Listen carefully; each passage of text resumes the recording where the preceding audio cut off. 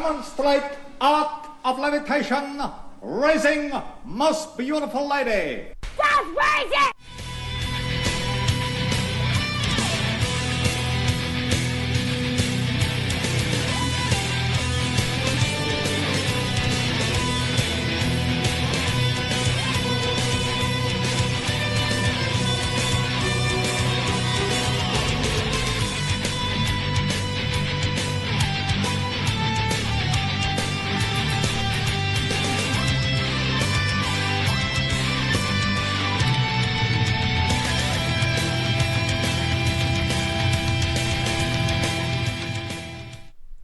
Okay.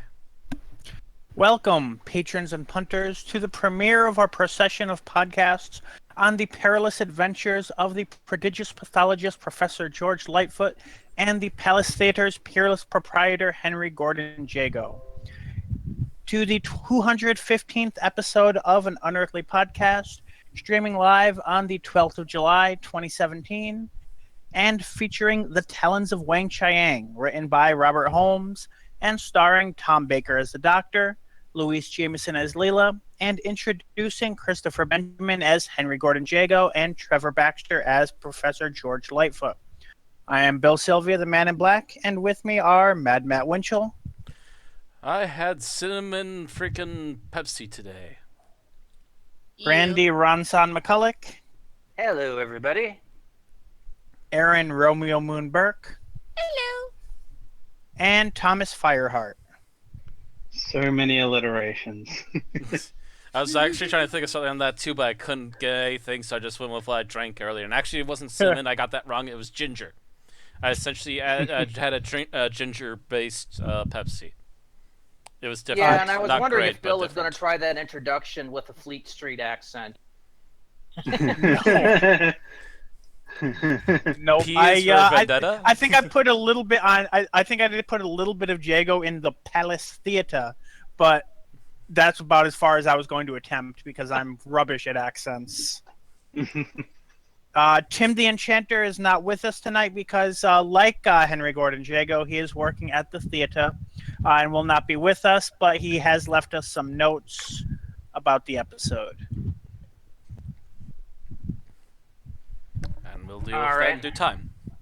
Yep, I've already scheduled him first, so when we do our reviews and stuff, we'll do Tim's notes first and then move on to our normal group. One thing I want to mention this week is we did a recent comment on last week's podcast on our YouTube, so I figured it's worth mentioning and giving a shout out to the commenter. That is an individual by the name of Nathan Rains.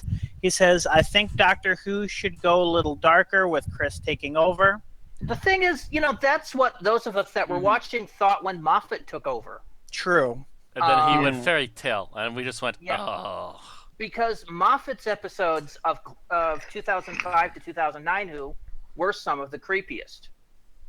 I mean, excluding second season, because he did kind of go fairy tale with the whole Madame de Pompadour, although he still had a bunch of horrific shit in there. Yeah, that was a body horror episode. Yes, it was. But the focus wasn't on that. It was on the relationship between the Doctor and Madame de Pompadour. But the Empty Child Doctor Dances was the one episode I regretted watching in the dark. Blink is known as one of the creepiest episodes ever. Mm-hmm. And then you've got Silence in the Library, Forest of the Dead. And on the same thing is the Vashta Narada, I thought were freaking terrifying. So I thought when we got the announcement that Moffat was taking over, I thought, this is great. We're going to get episode after episode of hide behind the couch horror. It'll be like the Holmes era all over again. Mm-hmm. And we got freaking Peter Pan. Mm-hmm. So as much as I would like to see it go darker, I can't tell you what it's going to become with Chibnall at the helm. Right. Yeah, as much as we can speculate in terms of tone and content, we've seen in the past that what someone is thinking about as a member of the writing team versus what they're thinking about as the showrunner can be in completely opposite direction. I'm just hoping it doesn't go grimdark. Yeah. I get enough of that out of DC, thank you. Don't really need it in my Doctor Who, too. Yeah, first they're going to start with showing a future where corporate has taken over Earth. Then they're going to kill off a companion, and Just throw the Doctor into an emo plunge where he questions everything. And no, I'm basing this off of Arrow. How can you tell? oh, see, I was going with the Sayward Arrow. I was going to say then they'll have a companion who is repeatedly, has her mind taken over and other terrible shit happen to her. And Totally not 5th and 6th Doctor at all. Get another companion and she gets raped and murdered, and it turns into like Broadchurch. The Doctor just completely shatters. Yeah, this is not what we want out of Doctor Who. I think it can be darker. It should go scarier. mm-hmm. There should be a very real perception of threat and danger. Yeah, that is one thing I disagree with Moffat in terms of it shouldn't be so light that you're confident that everyone who seems they're going to die is actually immortal. There should be some level of danger, but yeah, They've got main character powers. They're never gonna die because Moffat screws up every death. But I don't want to see it so dark that it loses it doesn't need to be Blake everything of hope. Grim that dark Doctor Who brings. hope. Yeah. There's a fine line that you got to walk in there. I think Moffat went too far in one direction, but I would like it back around that line. And then on the other hand, you have Eric Soward's version of That's darkness. what Bill was just talking about. Yeah. Yeah. Does anybody know how he pronounces it? Because I've noticed that different members of us pronounce his name differently. Soward, say So word. I I'm would not. say Yeah. word. It depends upon the person, it seems.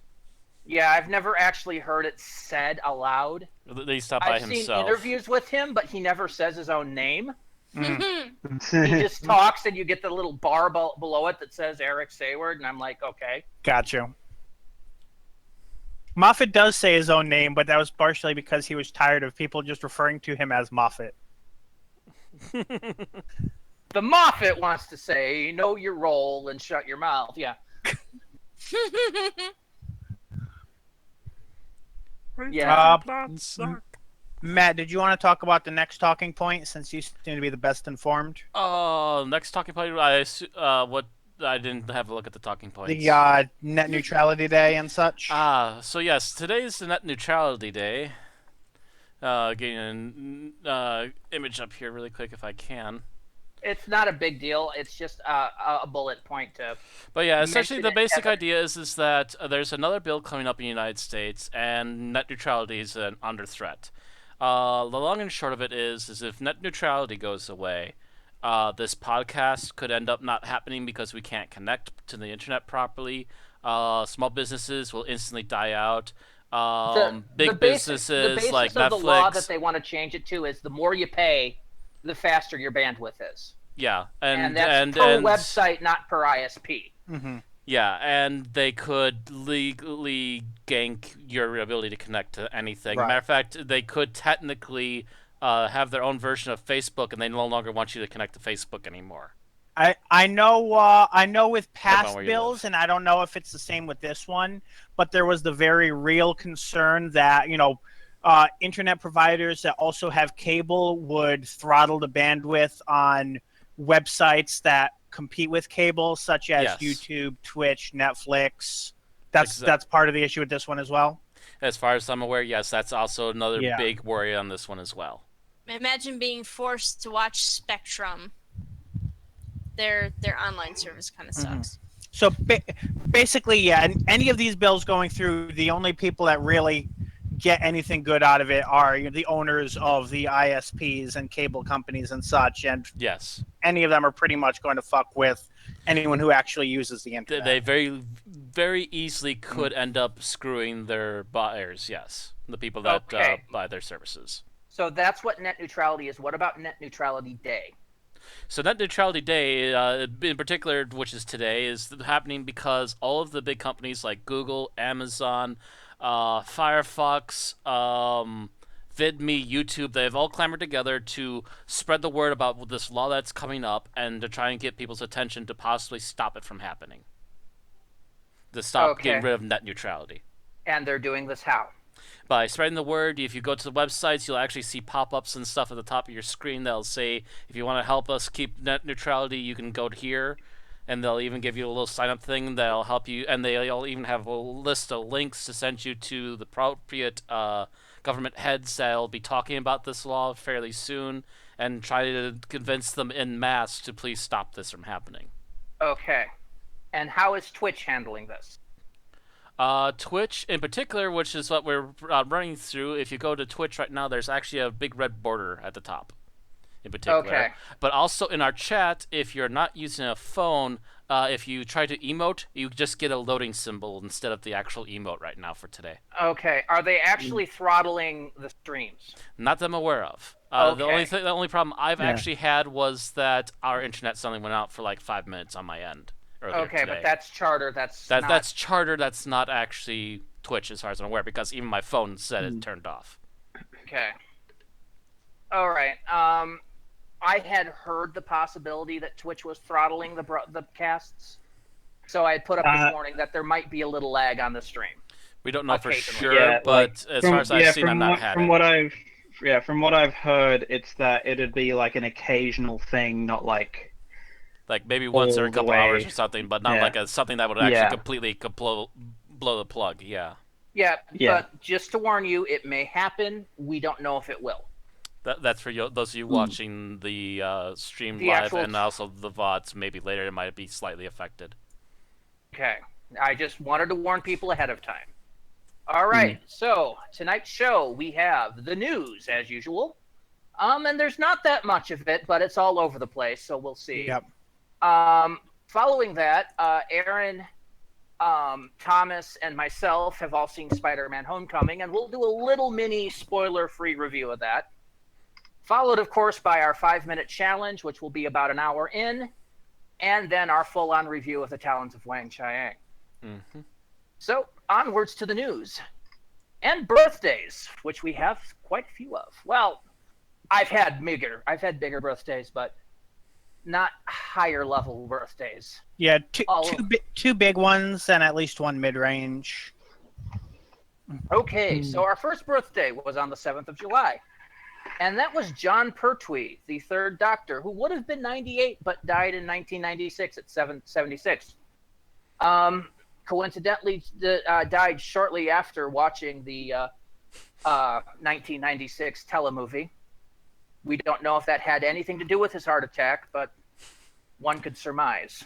One could say that might have broken his heart. John is remembered not only for his 4 years on Doctor Who and being the first Doctor Who in color, or the first Doctor in color. His era started the color Doctor Who run. But he's also known for being the Scarecrow Worzel Grummage. John is, of course, succeeded in acting by his children Daryl and Sean, the latter of which can be seen on Fox's Gotham as Alfred Pennyworth. And a person that we would love to see pick up the mantle and play the third Doctor at some point. Though he keeps telling us no. Pray please. Happy birthday, John. Speaking of Johns, we go forth to the 10th of July and wish a happy birthday to John Sim, the Master, who's just turned 47. Sim, of course, was last seen playing the Master in the Series 10 finale a couple of weeks ago. Please take a look at our previous podcasts. Actually, yeah, that was our review last week. So yes, it was. The second half of it, yeah. And this is on top of his role as Reese Spencer Griffiths in The Catch. He's scheduled to be on The Collateral next year. Happy birthday, John. Also on the 10th, we have Jackie Lane, who played Dodo Chaplet in the first Doctor era, and she turned 76. Jackie doesn't do acting anymore, except for, I think she was in Adventures of Space and Time as a cameo, kind of as somebody else, but There was a lot of that in that particular 50th anniversary special. Yep. She works as a theatrical agent now, and her clients have included such Doctor Who alumni as Tom Baker and Janet Teagan Fielding, who I think herself is now a theatrical agent, Yeah. who handles Paul McGann. Who handles Paul McGann and also continues to do voice acting also for Big Finish. Speaking of Jackie Lane not acting, she's apparently the only still living companion from the classic years of Doctor Who has not recorded a role with Big Finish Productions. Yeah, I'm wondering if her voice is not up to the challenge. Possibly. I mean, could you imagine Big Finish had before her death? Could you imagine Big Finish trying to do a Star Wars Big Finish with Carrie Fisher? Oh my! Because that woman's voice had changed. Oh, Right. Yeah. She lived a long, hard life. Yes. Yeah. So I'm wondering if something like that had happened to Jackie Lane, where her voice is nothing like Dodo's anymore. She was Sadly. fairly young as Dodo. That might be part And of somebody's voice can change over, 60 it. years. Yeah. Yeah. Yeah. Anyway, happy birthday, Jackie. We move forward to the next day, the 11th of July, and wish a happy birthday to David Graham. Now, a lot of you are going, who the hell is David Graham? He turned 92. David is one of the original Dalek voices, going back to the Daleks in, 1963. Thus, he is one of the people that made the Daleks' grating monotone what it is today. While he did invent the ringtone modulator that we use for Dalek speech, he's one of the ones that figured out the halting staccato way the Daleks speak and what's that evolved to over time. Without him, we wouldn't have them talking like this. It's Extra midnight. yes, he's one of the people that figured this out. So we have to give him props for that. David has gone on to do voice work all over the place, including, much to my surprise, the English dub of Dominion Tank Police, Oh. a cyberpunk anime series by Masamune Shiro, who people might know from Ghost in the Shell. He currently is the voice of Grandpa Pig on the Nick Jr. series Peppa Pig, the wise old elf in the Nick Jr. series Ben and Holly's Little Kingdom, and the voice of Parker in the ITV series Thunderbirds Or Go. Oh. So happy Thunderbirds. birthday, Hi, David. Thunderbirds. And again, happy birthday to Jackie, John, and John. I was actually surprised David Grant was still alive at 92. I knew he was still around and kicking. I knew that much for sure. I wasn't. I 'cause wasn't sure thought how most of old the- he was though, because I thought most of the original Dalek voices had died. 'Cause I knew there were still a dead. couple around. I think he was actually part of the footage when Doctor Who came back in 2005. Okay. And he How talked fitting about for- doing the Daleks. Yeah. How fitting for the alliteration, though, that we have 3 J's for the birthday. JJJD. JJJD. All right. So from birthdays, we move on to episode news. And we have a little bit of episode news. Just a little. Bringing There's up our flashback to previous episodes, Aaron.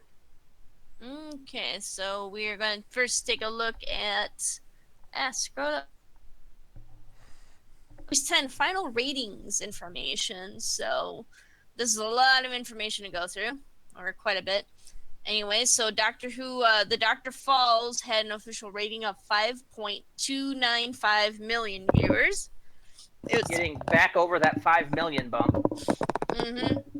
Finally. It was the 16th highest rated program of the week and the 8th on BBC television. It was the highest rated program on Saturday, overtaking Casualty, which was beating it for a while, but Coronation Street still beat them all at 8.17 million watching. And we do have quite a few little graphs here. So that's kind of cool. Looking at the chart placing 1963 to 2017, you can see kind of the ratings for like pretty much all of the doctors here. Chart placings, yeah. Yeah, these graphs are, this one in particular, chart placing 1963 to 2017 is actually kind of interesting. Because it shows where ratings are and were, back in the day. You'll notice Oh wow, they got their lowest down here with between just at the very end of Tom Baker's run. Yeah. Yeah. Mm-hmm. That was when production started flagging.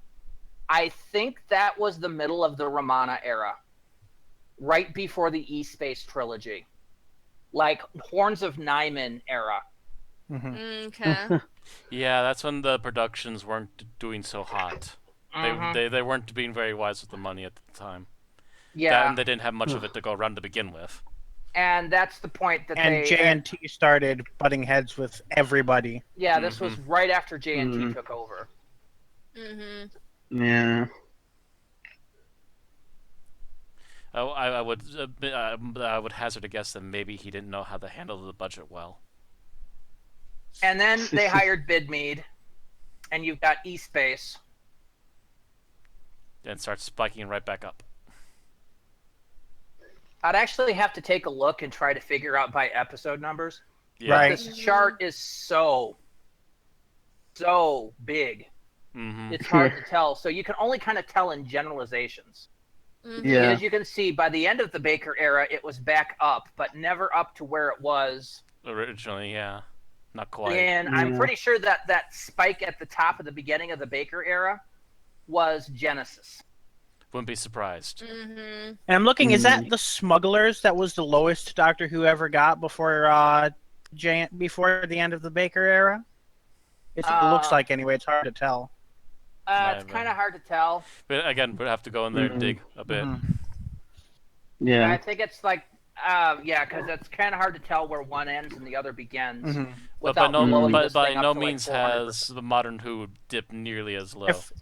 If the Smugglers and the Gunslingers are the two lowest ones, I would not be shocked.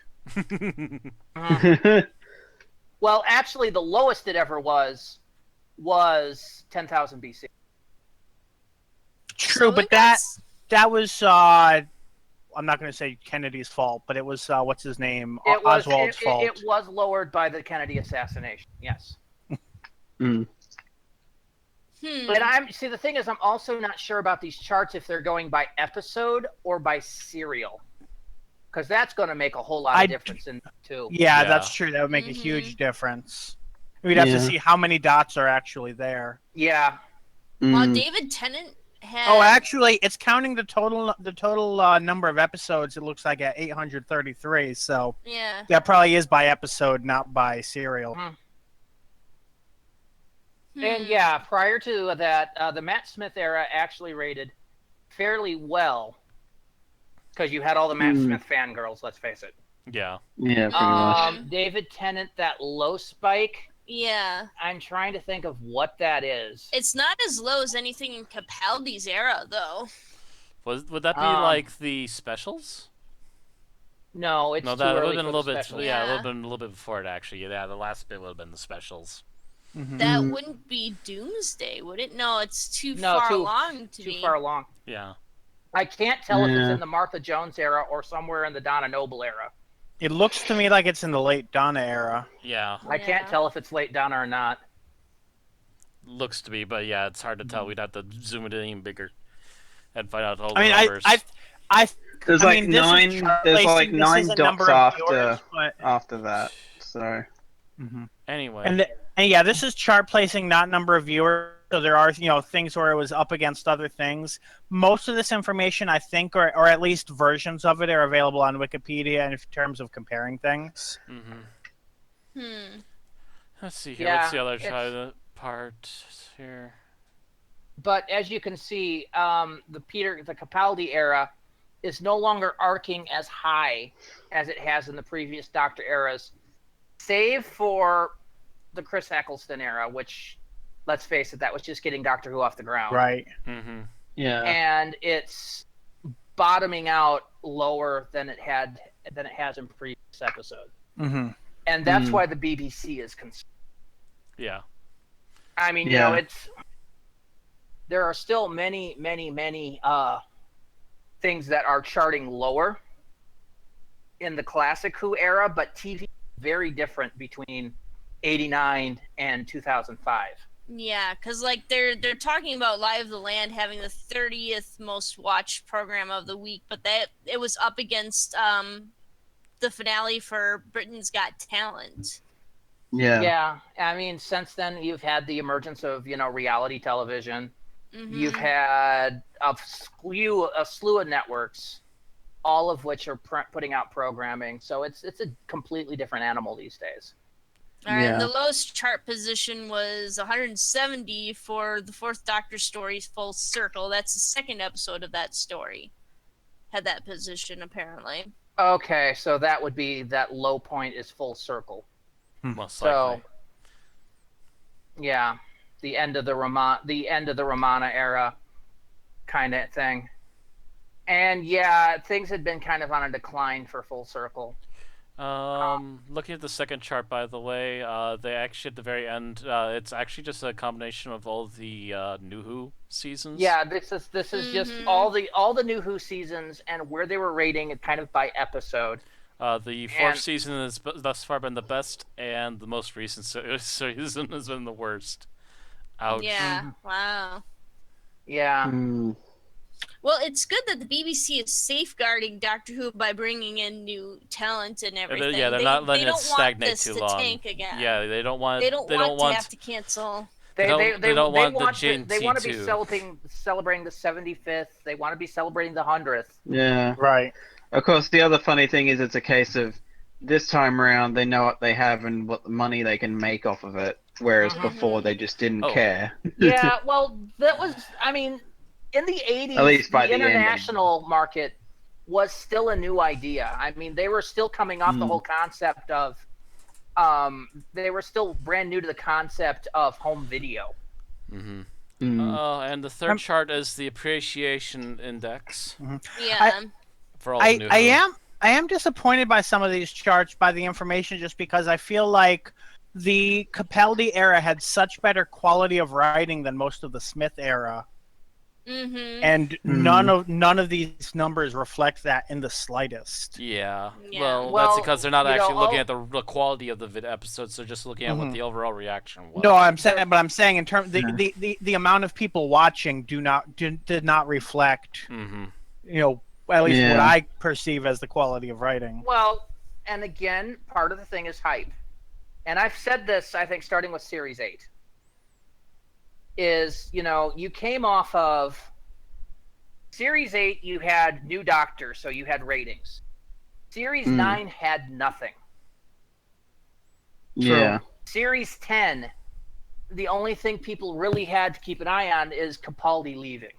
And I think especially with Series 10, there were so many people that are like, oh God, like, it's been 2 years since we've had Doctor Who. My hype has died down for it. Or like, a year and a half, whatever it had been. The unstable series releases is an issue. Yeah. If you looked at the Russell T Davies era, other than that final year, he cranked out a series every year. And those were all holiday specials. As you can see, they all rated very highly. And when Moffat took a year off, he took a fucking year off. Yeah. It was Christmas to Christmas and nothing else. Yeah. Now, if you counted Sherlock as being a Doctor Who spin-off and included it in the ratings, that would probably help, because that's what Moffat was busy hyping and working on at that time. But the BBC is going to look at Sherlock as Sherlock and Doctor Who as Doctor Who, not Moffat. Well, so am needs I. to get put himself one way or the other. I love Doctor Who. I can't stand Sherlock. Yeah, Sherlock is not what we're focused on here. So we're not going to really care. I really don't like the whole modern spin on Sherlock Holmes. I will watch a classic Sherlock Holmes episode and enjoy it. But when you try to put it in the modern era, I start going, no. But I'm saying, as a result, Doctor Who's publicity and other things on the books gets punished for the amount of time that Moffat spends on Sherlock. Yeah. They don't see it as the fault of the. They don't see it as the fault of the writer. They see it as the fault of the program. Like, what's wrong with this TV show? Why isn't it being produced? Well, again, here, we're not. They're not threatening to remove Doctor Who. Yeah. And again, we're under new management now, or will be shortly. So. So we'll see how We'll things see. go after the Christmas special. Mm. Might actually Russell see T things Davies start was at a the very end of good it. multitasker when it came to running multiple series. Unless Moffat's one of them not. was in America. He wasn't even multitasking then. Yeah. That was other people taking But I mean, over. he bounced Doctor Who, Sarah Jane Adventures, Torchwood. He had a cycle going and was able to crank them all out once a year. And it burned him out, but he was able to multitask it. Moffat just wasn't able to multitask. Not in his Not even in the skill set. slightest. He could barely single task. All right, moving on to the next article. All right, hang on. I gotta go to the second article here. All right. So we've also got a Cult Box has Doctor Who Series 10 surprise ending was filmed very late. Basically says the gist of the article, and that Rachel Talalay is basically talking about how they were still filming up until April, and how they had just finished filming the final scene of the Doctor Falls, in which the Doctor Capaldis Doctor meets the first Doctor, Bradley's first Doctor. So Now, we've talked about this a little bit about in World Enough in Time. That's why that first episode wasn't there for the press release. But the fact that the director's actually releasing some of her production notes is actually kind of cool.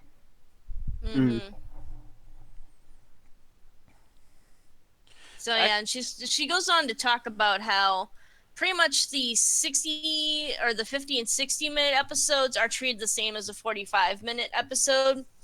So they're budgeted and everything. So they're budgeted properly. She felt like she had the resources and the money to work with to make a decent 60-minute episode.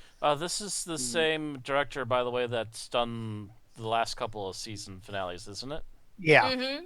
And a couple of other ones too. The same one who did Freddy's Dead, I believe. Yes. Mm-hmm. Is she doing the Christmas special this year? Yes, she is. So that explains it, because she did this season finale as well. So she got to last minute add in a little slice of what she was already working on. Yes. But it's a little more than that too. Like they said, you get all the same budget for a 45-minute episode as you're doing for the 56, or for the 50, 60s you're getting for 45. That means you've got to squeeze that dollar in those episodes. So that does make it sound to me like when they do the two and three parters, that they're getting 2 or 3 episodes worth of budget for that. Yes. But that's still, I mean, when we get the ending this year, they got the budget for 2 episodes, but one of those episodes was an extra half an episode. Yeah.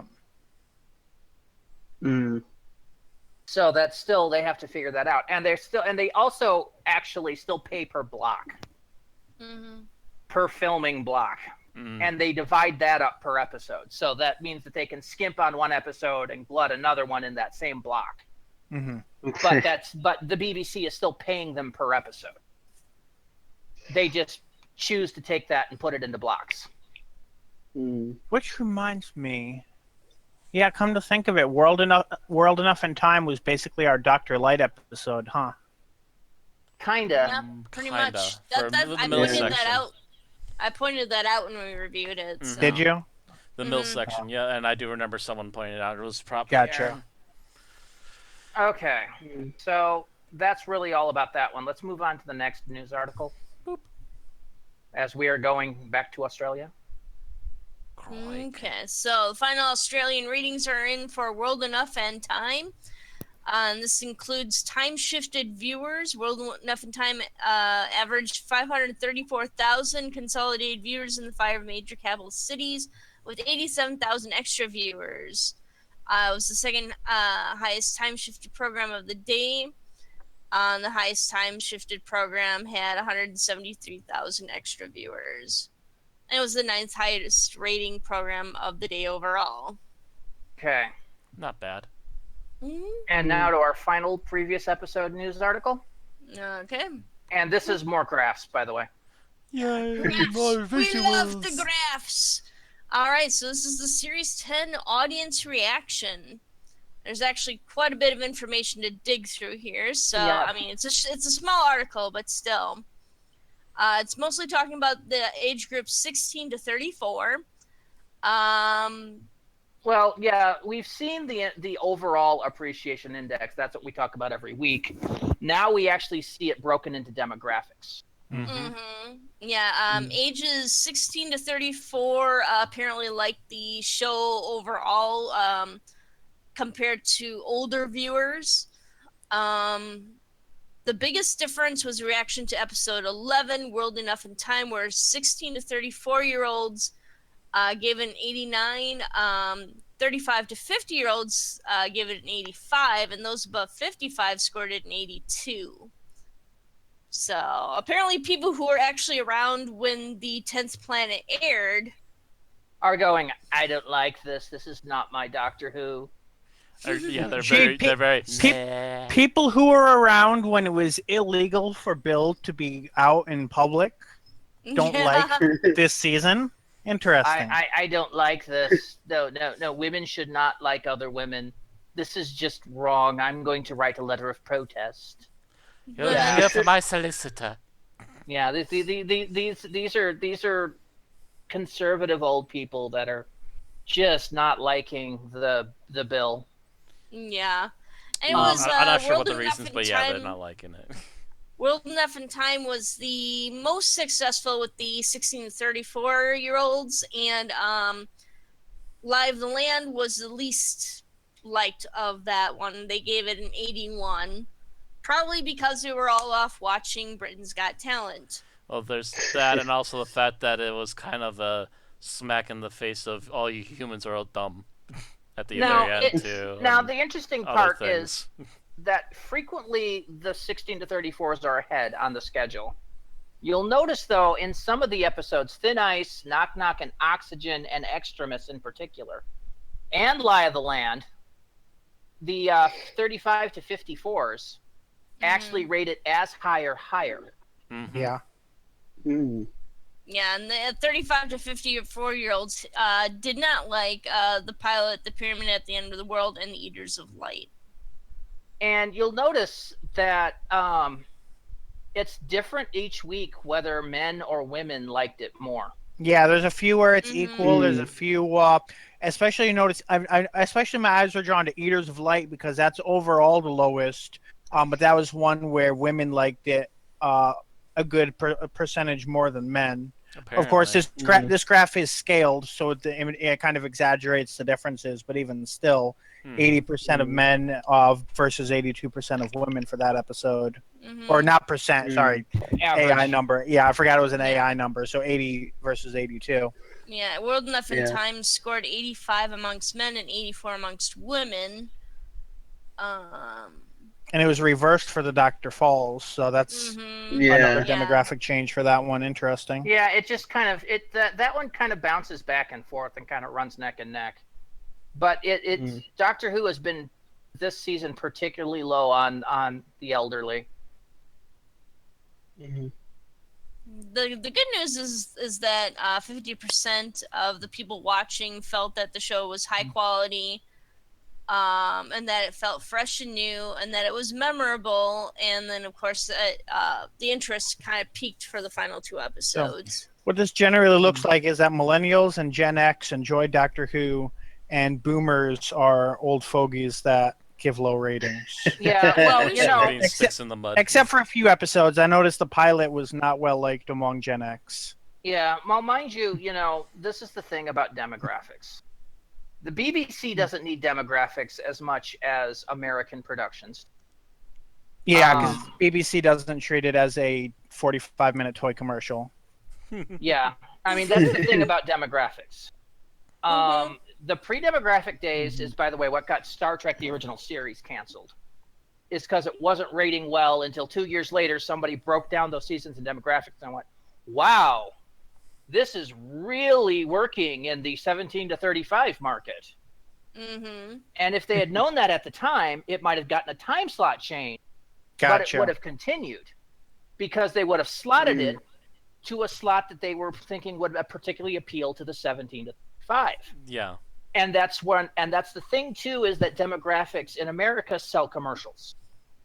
Yeah. If your show is rated for 12 to 16-year-olds, you're not going to put beer ads in that.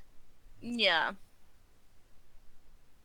If it's rated for 19 to 30, yes, you're going to fucking put all the beer ads in that. Right. Because You know you 19 to want 30, to drink beer 21 in 2 to years. 30s drink a lot. You're going to put all the alcohol ads in there. And 18 to 21 binge drink a lot. Depends. Depends on if they're good kids or bad kids. And let's face it, most of them are not good kids. I live in a college town. I can say this because I've seen it. College Good in kids don't terms of care. lawful versus chaotic, not in terms of good and evil, let's just say. Yeah.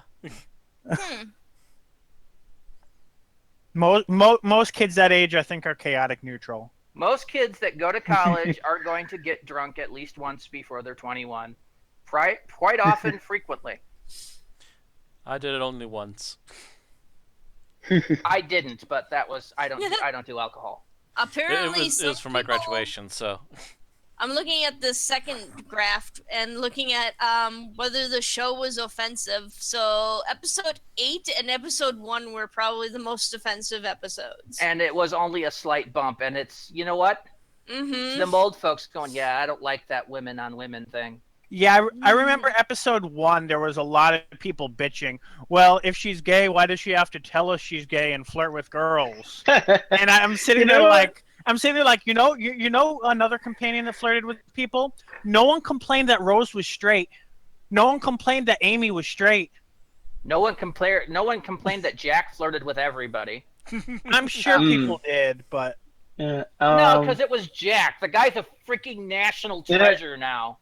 the funny thing about like people complaining about Bill being a lesbian is my dad didn't figure that out until several episodes in, and I'm like, how did you not realize they state it pretty blatantly? Which episode was Okay, episode 8? We need to move on.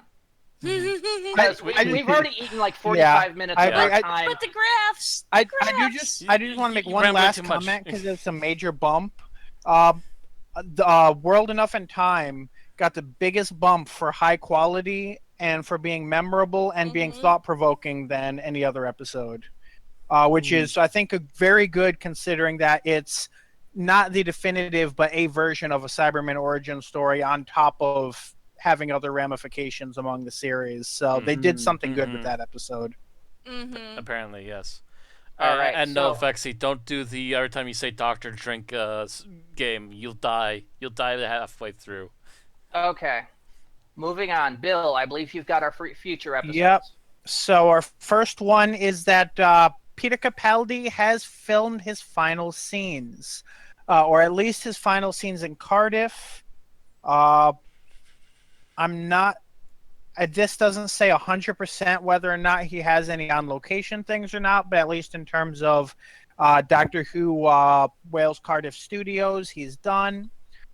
He went out afterward, and this was apparently his idea to go out and greet fans and, say goodbye to everybody, say thank you.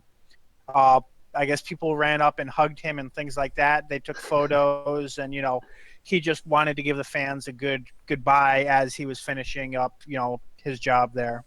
Now, they say this now, but this doesn't mean that he might get called back for reshoot.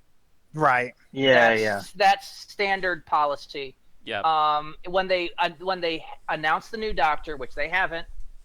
Yeah, they'll probably have to do a regeneration scene, which will probably be done they'll in have him Cardiff. stand on the line, and that's not going to take a lot of time. Yeah. Mhm. There'll be things Unless like that, they've and then already they might Unless, done yeah, it. like I guess it unless depends. they've done it in front of a green screen or whatever for the new actor You to think come they're in. going to keep that tape mark there the entire time. for No. 6 months? I guess Oh, it that's what depends on the continuity scene. people are for. It really depends on how the scene is filmed, because I can definitely think of camera tricks you can do around it to make people not realize that he's not standing in the same place. It also depends on whether it's shot in the TARDIS, whether it's shot on location, whether it's shot on a different set. I can agree that they're not. I agree that if it was a unique set, they're not going to want to rebuild the set again in 6 months or whatever. But we'll definitely see. I'm not talking about rebuilding the set. I'm talking about the tape mark. Mm-hmm. The gaffer tape marks where to stand the replacement person. If it's on a TARDIS, they could easily place it. And that's the thing. There's like, if it's, for example, say it's him leaning against the door control for the TARDIS, his feet don't need to be in the same place if they put that actor leaning against the door controls for the TARDIS. The thing is, they do. Not if the camera's nowhere near the feet. It's not especially with the face close-up. Then they have to have the tape marks on the console. But then again, that's why I said if it's on the door control, they'll find the door control. And it seems like they'd have a continuity person for that kind of thing as well. But trust me, I've seen all the regeneration behind the scenes stuff. What they do is they tape mark the location where he was standing. They keep the footage of his exact position. Yes. And when they cut the regeneration scene, they have the next actor stand on the tape marks and assume the exact same position, and somebody comes up, looks at it, and adjusts arms, and God, that must have been weird for Capaldi then, because his was split second. So. Yeah, it really was. And actually, if you notice, most of his regeneration was off camera. Mm-hmm. The Doctor leaned back and leaned forward. So yes, there's like you have to assume a limbo position. And the reason I said my comment, like I'm thinking of and I haven't rewatched it recently to know if my memory is 100% clear, but the Smith to Tennant, I remember a lot of close-ups on Tennant to Smith, a lot of close-ups on body parts, a lot of stumbling around, which means the tape marks won't matter. Oh no, things like that. The tape marks fucking matter there, Bill, because the tape marks are for the regeneration segue. Yeah. Not the stumbling around after or the walking around before. It is literally for those 3 seconds of the explosion regeneration scene. Yeah. But actually, the problem wouldn't be so much the tape marks for if you're going to take that long of a break. The problem would be the camera angle, if you can get it exactly the same. Yeah. Which, that's very questionable, and someone could easily bump into the camera and move it. Well, yeah, that's why you have them come back in. So that's there, that's why that would be like the last thing shot. Lock off the camera, walk off the actor, walk in the new one. Yeah, so that's why that would be the last scene that the actor was in. Have the guy come up and adjust the damn arms. That's why, as I was just trying to say, that would be the last thing shot. So as we've kind of trampled through this piece, it may be clear based on our discussion that our next news article, the new Doctor has not come in to film their first scene yet. Rachel Talalay, however you pronounce her name properly, does not. Yeah. Okay, that's confirmed. Talalay. I've heard it said. Okay, so Rachel Talalay, the director of the episode, as we've mentioned, has confirmed she does not know who the 13th Doctor is, which is at odds with the statement from RTD earlier. So either one of them's tricking us, or Russell made an assumption, or something to that effect. Russell, but either way, the Russell public is line up is on the need to know chain, being like Chibnall's confidant. Yeah, maybe. It might be Chibnall's if he's helping the writing or something. They just haven't had a need for the 13th to be on the set yet, and they're probably wait till last minute. Chibnall's just calling up RTD going, "Give me advice, please." Right. That too. But either way, the official line from the director of the episode is that the 13th Doctor is not, she does not know who the actor coming in at the end of that episode is. She also mentioned that while saying that she was not going to be at San Diego ComicCon and asking for recommendations of books. Because she has, 6 months not doing anything. Or, whenever they finally do announce the new Doctor and they get him in for the regeneration scene, then she comes in and does another 10 minutes worth of filming. Yeah. Right. She also says she has no idea about Series 11. I have a feeling they're not just going to keep having her do every season finale because that would get stale. So I'm sure she's probably. I don't know. She's an amazing got her director. agent She's doing a good job, but we've had people do a good job in the past, and generally Doctor Who cycles through them. I don't know. I can't think of any current Who directors that have done consistently, more than one episode per year for longer than 3 years. I don't know. I would love to see Graham Harper back though. Yeah. Anyway, next article. All right. So, as we know, there's been a lot of rumors floating around on who the next Doctor would be. There has been a lot of rumor, particularly surrounding Phoebe Waller-Bridge, who was pegged as the next Doctor, denied she was the next Doctor. Then BBC Newsnight did a little regeneration footage with her in it, and immediately fired up the rumor mill again. Well, she and her agent have finally put their foot down. Apparently, her first one was worded in a way that said, "Yeah, I could be, only if you read between the lines." And this time, she's absolutely putting it down and saying, "No, I am not been cast as the next Doctor Who. Stop betting on me in the betting pools. Stop badgering me about it. Just stop. Let me do my own job, please." So if you have been rooting for Phoebe Waller-Bridge for the next Doctor, You've been betting I'm on sorry, nothing. she's not it. Find a new favorite, people, Sorry, good day. and stop messaging her. Yes, that's probably the main reason why she's doing this, is she's probably sick at the death of the fans pestering her. The fans, the paparazzi, everybody else, leave her alone. Let her do her other acting. Just leave her alone.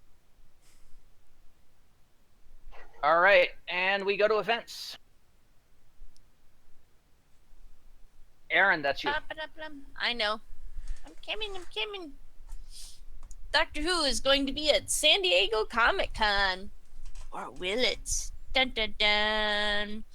But no, yes, they are doing a Doctor Who panel there with Peter Capaldi, who has just completed work on the final Christmas special, on his final Christmas special. It's going to be moderated by Chris Hardwick, Who moderates everything. Mm-hmm. Who will also be giving everyone a sneak peek at the Doctors, the final special starring Peter Capaldi as the Doctor, and written by lead writer and executive producer Stephen Moffat. Now, based on this, we're assuming that's the title for the Christmas special. That also could be a working title right now. Yeah. Possibly. Mm-hmm. Yeah, it wouldn't surprise me if that was just a working title. And when it comes out, it could be, the Two Doctors redo, for all we know. Yeah, they're bringing in everyone for this panel. By the way, it's going to be Peter Capaldi, Pearl Mackie, Matt Lucas, Michelle Gomez, Martin not Gaddis. everybody.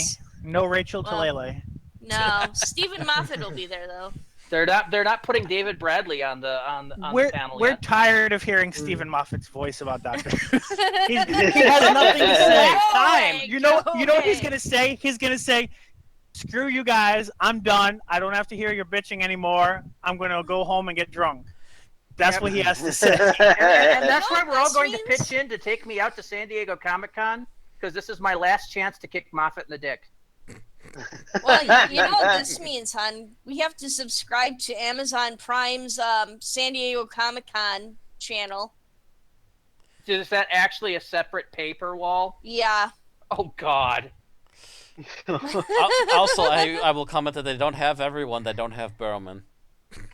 Yeah. Well, he's not even in this season. Yeah, he You doesn't think that would stop him? He's just next door at the Arrow panel.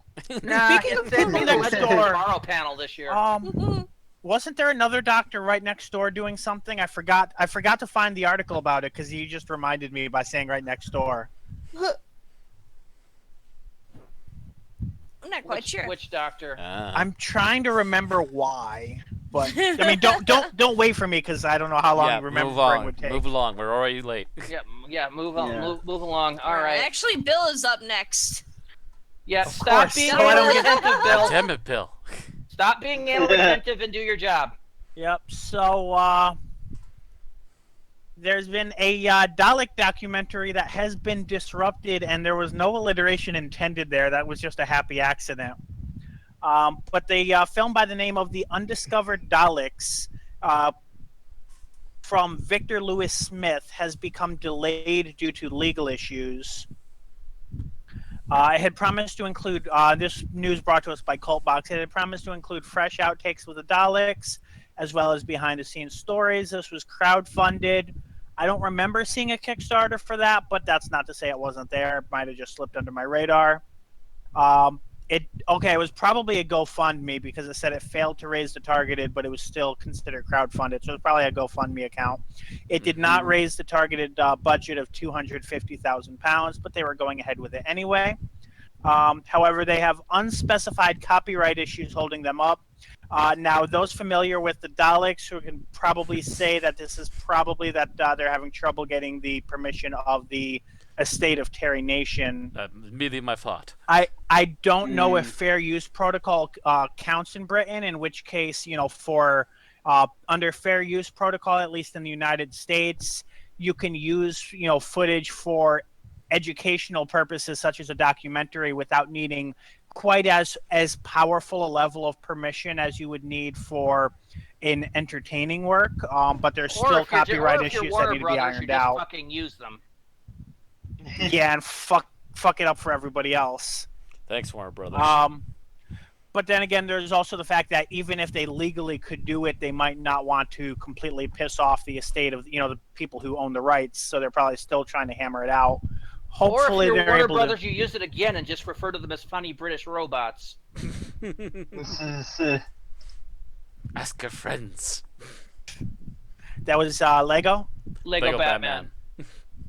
But yeah, so hopefully the Undiscovered Daleks is able to be completed. I think that would be interesting. It does sound like an interesting documentary, yes. With things like with things available like Netflix or YouTube with ads and things like that, low budget documentaries on niche topics like this can find their audience, and they're usually easy to get a hold of. So hopefully that happens with this. I would definitely be interested in looking at it. Some of the copyright might also be coming from the BBC itself. Some might be, yeah. Because of use of footage of Doctor Who for profit without the permission of Doctor Who. Could come down on them, yeah. Although this doesn't seem to be massively for profit, at least as far as I can No, tell. but if they're crowdfunding it.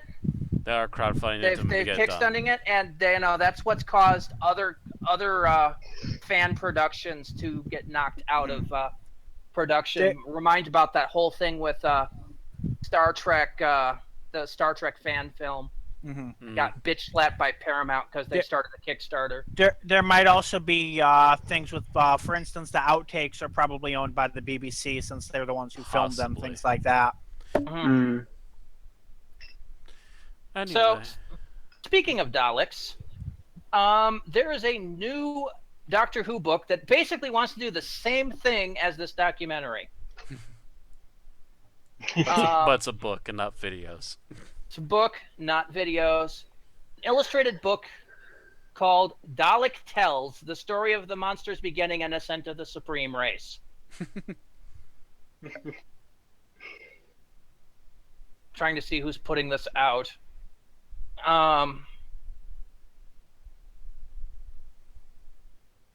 It doesn't actually say who's releasing this. Lewis Smith is involved. That's all I can see, but I can't see a publisher or anything. It's the documentary filmmaker and TV critic Victor Lewis Smith is determined to get close to the Doctor's greatest enemies. Yep. And they give him a good look at the very end. Yep. Yeah. But I don't see who it's coming out through or anything. It looks like it's still being hashed out. So. Yeah, the fact that it's going to lack videos means it's going to lack a little bit of the more interesting side of it, but at the same time, it should be a lot easier for them to do. Okay. Yeah. Moving on to the next article. All right, we're on to me now, right? I would assume Yay! so. New editor? Yes, we are getting a new editor for Doctor Who magazine. We've got Tom Spilsbury, the long-standing editor of Doctor Who magazine, is going to be leaving after 10 years, and his the new person taking over is going to be Marcus Hearn. So, and he's Spilsbury's been in charge since about August 2007. So he's put in a pretty good run after 10 years. Just about, yeah. Yeah, it reached under his direction. The magazine reached over 35,000 copies, selling more than it ever did in the 80s. We see here he also accepted the Eagle Award for favorite British comic book or magazine in May 2016, as well as May 2012. Oh wait, no. In May of 2012, he accepted that. In May of 2016, he was accepted a certificate for Guinness Book of Records for longest-running magazine based on a TV series. So yeah. All right. And it's still going. Chugga chugga choo choo choo. Yep. Okay, Yep. moving forward to Big Finish. All right, now the Oh wait, that's another Phoebe. No, I don't know why that slipped in. that link apparently got miscopied or mispasted. I just sent in the Discord chat the proper link for that one. Okay. But out now from Big Finish is Torchwood, The Office of Never Was, featuring Gareth David Lloyd as Yanto Jones. This is being released 8 years to the day since Children of Earth. Of all the most remembered Torchwood stories. It's written and produced by James Goss and be directed by Scott Hancock. There's an empty office block in Cardiff. That's nothing special. Plenty of businesses go under, clear out, cease to exist.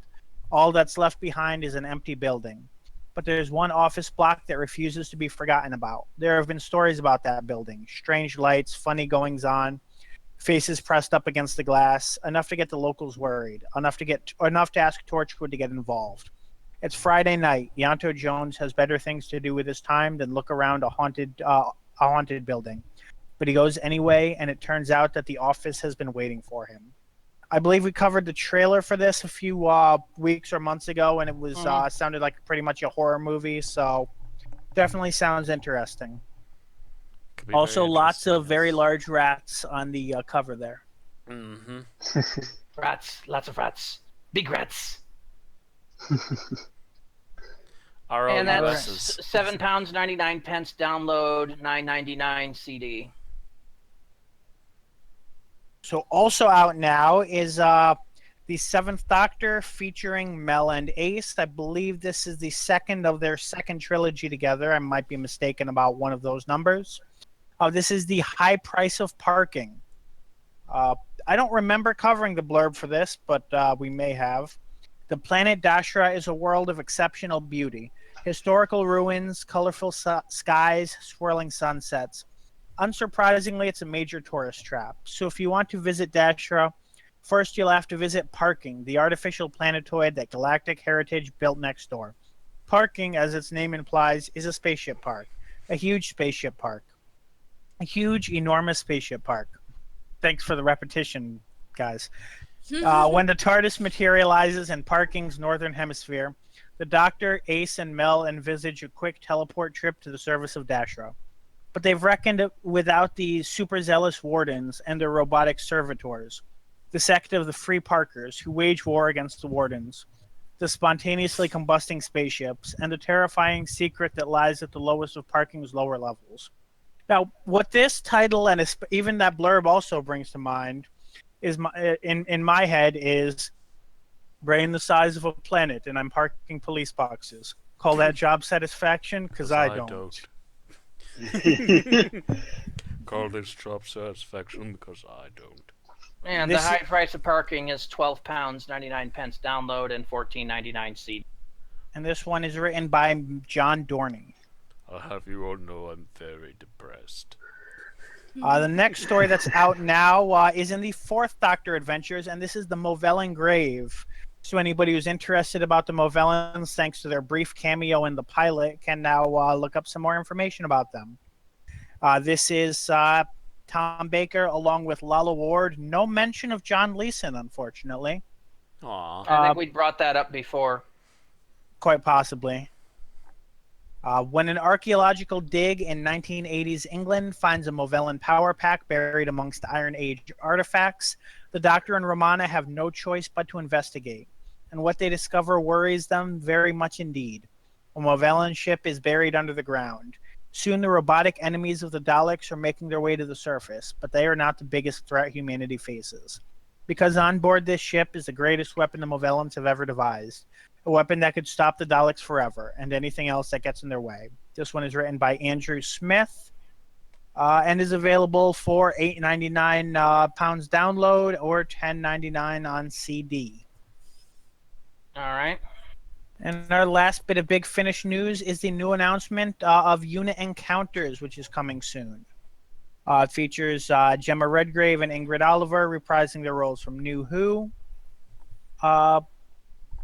And features stories against the Daleks, Centaurans, and themselves, apparently, written by Matt Fitton, Roy Gill, Andrew Smith, and John Dorney.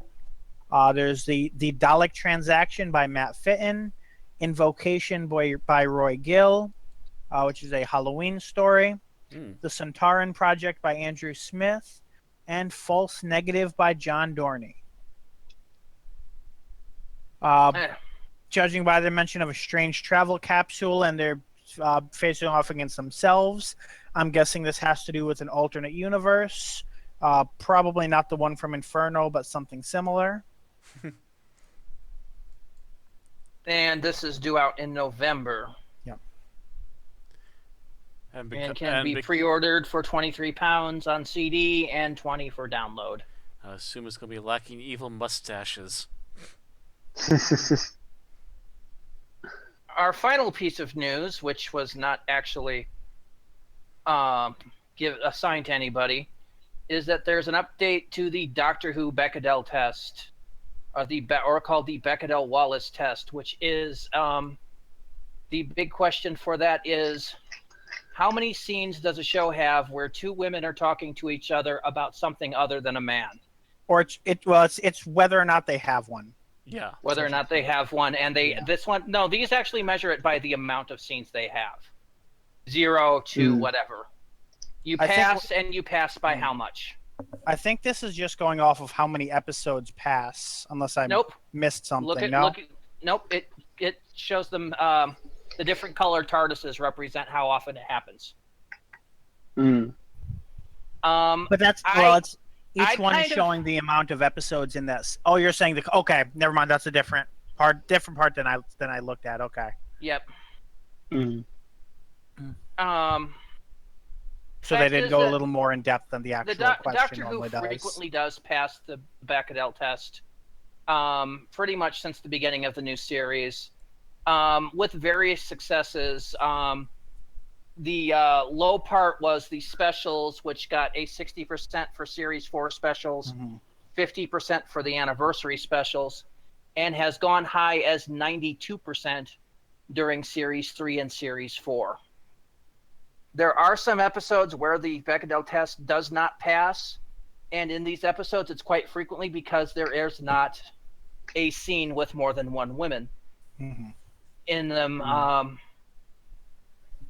Or the only person that the women talk to is the Doctor. Yes, and that is kind of my problem with applying the Bechdel test to Doctor Who, is because it's very Doctor-centric. Yeah.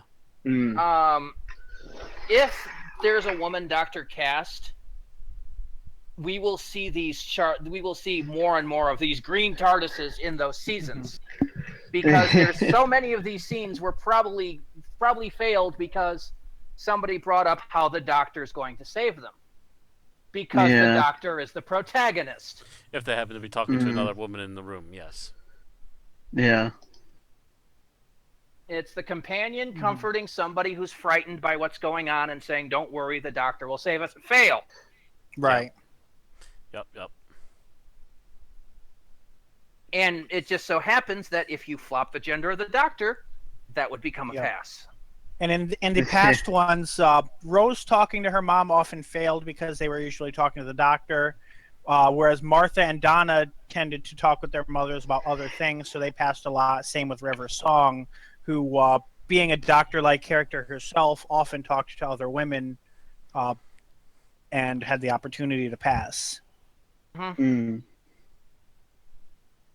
The biggest highlight, I think, of this one is this is the update for this season, and it's with the introduction of Bill. She doesn't pass significantly, more than other Moffat companions, but she does. There is a much higher rate of women of color specifically passing the Bechdel test in episodes, and LGBT women specifically passing the Bechdel test in episode, because, of course, Bill is the only companion to meet both of those qualifications. It's probably also not surprising that women of color passing was very largely Martha Jones talking to her family in the past. Mm. Oddly enough, Series 8 passed with a lot higher percentage than Series 10 did. Only episodes 3 and 4 of Season 10 actually failed the test, whereas episodes 0, aka The Return of Dr. Mysterio, 5, 10, and 11 all failed that test. Mm. Okay. Well, we're going to go into overtime because we just got out of the news. You give us a bunch of charts and we'll banter on about them forever.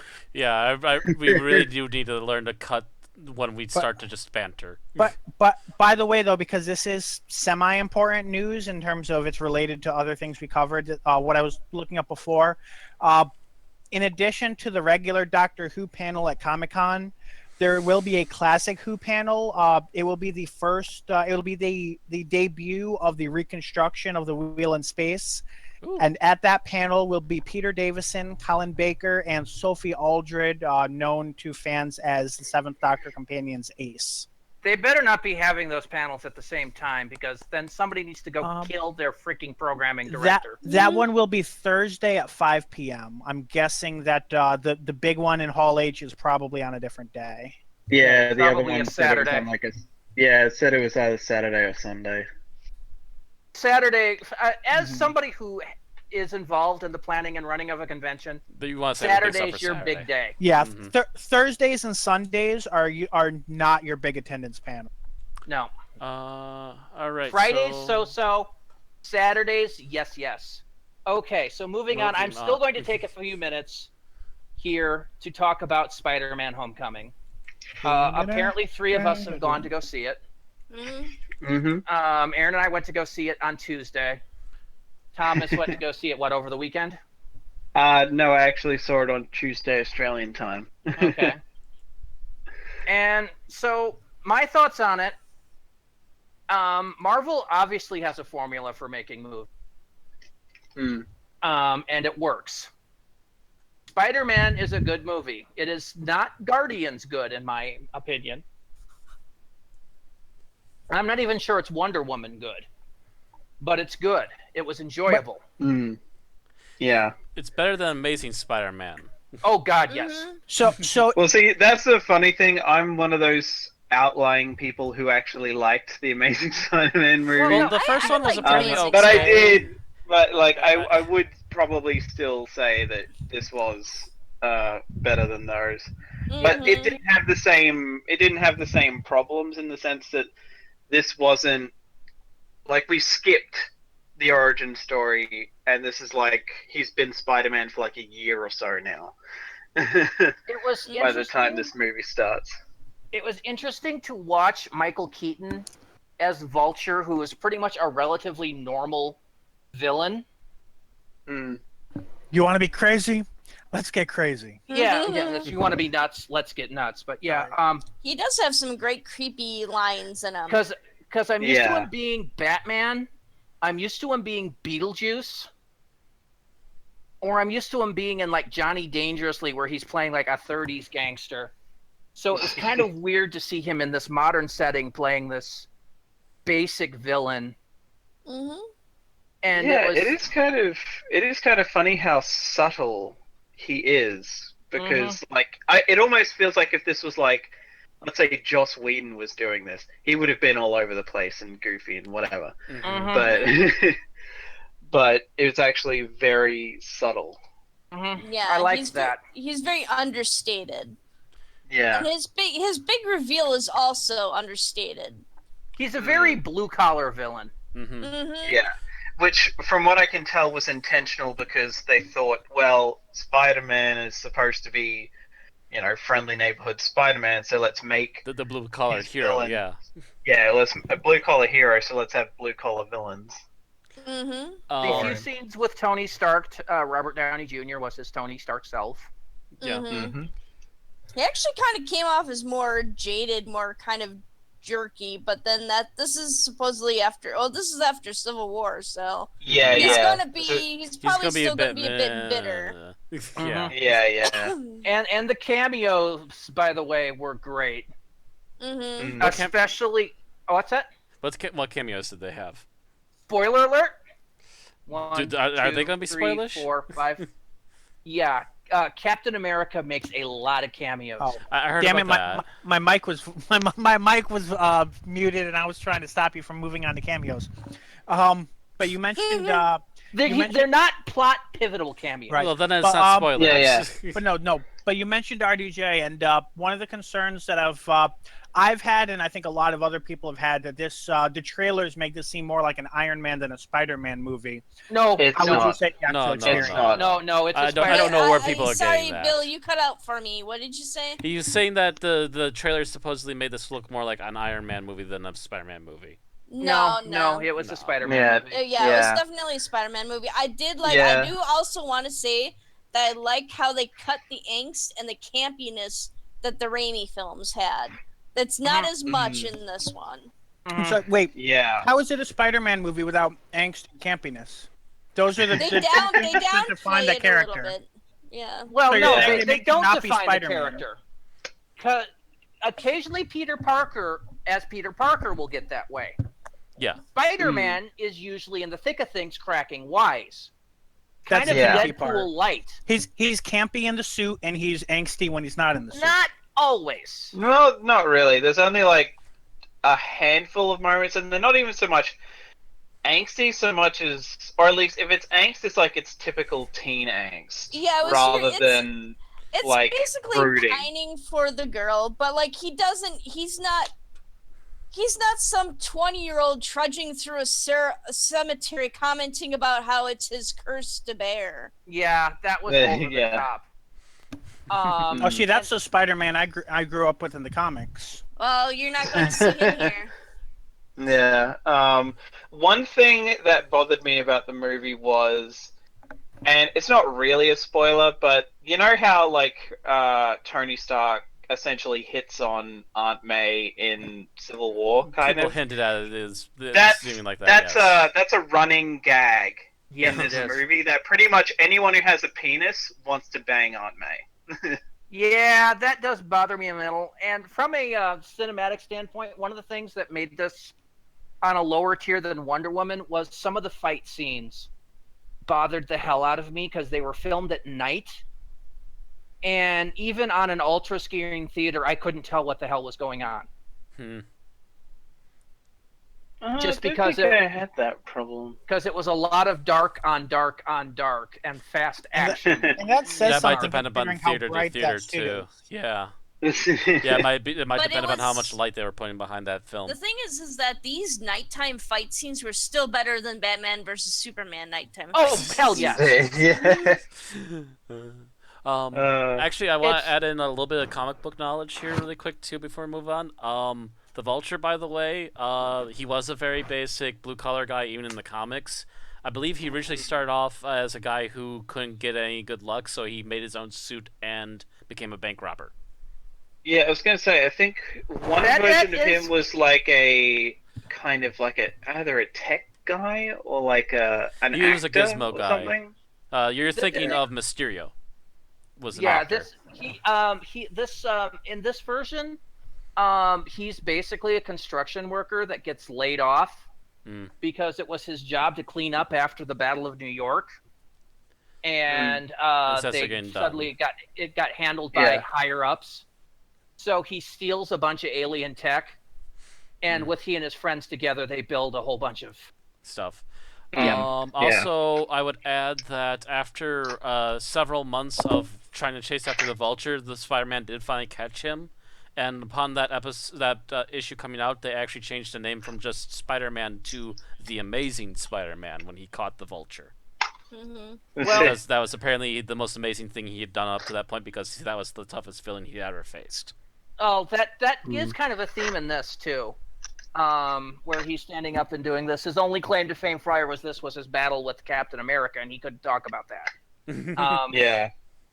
So it's like he's pining for a piece of the action, and he kind of gets more than he can chew. Yeah. So the way you describe Vulture's origin makes me think he should be working with Diamondback. Who's Diamondback? Not no, because Luke Cage spoiler. I don't want to go into Diamondback detail. belongs to the Netflix people, and Yeah. that won't be making the big screen. Yeah, I'm not so sure about that. I'm going to spoiler the Captain America cameos a little more. Apparently, before he became a war criminal, Captain America did a whole bunch of public service announcements for schools and stuff. Yeah. Well, it's not too much of a spoiler because they show them watching one in the trailers. Yeah, it basically becomes a running joke through the movie. Yeah. They go to gym class for the presidential physical fitness thing. It starts with an intro by a video with Captain America. He gets sent to attention. He watches a video made by Captain America. It's just it's just something that keeps popping up and makes Peter go. It amuses me to no end because I actually had a superhero character that did that exact same kind of stuff. So I'm just like, brilliant. Anyway, Spider-Man's a great movie. You should go see it. Yeah, I'd say one of the funniest end points of of ones that have had comedy stuff. This has got the funniest ending, and possibly the funniest end credits scene. Which there's two credit scenes. One's like after the stylized credits, and then one at the very end. Yes. And you have to wait for that one at the very end because that is hilarious. I was sitting there. I swear, The film 10 had years from stopped. now, I was still laughing in my seat. 10 years from now, we'll be to the point where the MCU shows half the movie, and then the credits start, and then it's just interspersed throughout the rest of the movie. Kind of getting there. Anyway, go see it. This is probably, oh God, where would I put it in my movies for this year? I think it comes in number 4. Because I think it comes Guardians, Wonder Woman, Logan, Spider-Man: Homecoming. Which is very hard to set up. So yeah, good luck with trying to knock that Spider-Man down. Yeah, and I mean this is a year where it's all the success in the theater. Unlike much. last year where DC just kept falling on its ass. But it wasn't even DC. Like even a lot of the other places other than Marvel were just kind of meh. Until Marvel and Star Wars came out with their movies for that year. Really, it was only Disney that was really successful this year. This year, it's all coming out of the woodwork and just being great. Everyone's just going, drop all the brakes. They're going. Okay. So right. That's all we have to say about Spider-Man: Homecoming. Let's move on to our 5-minute challenge. Stopwatch is ready. I believe I did it last time, or was it somebody else? Yeah, it was me. Anybody want to volunteer? Not it.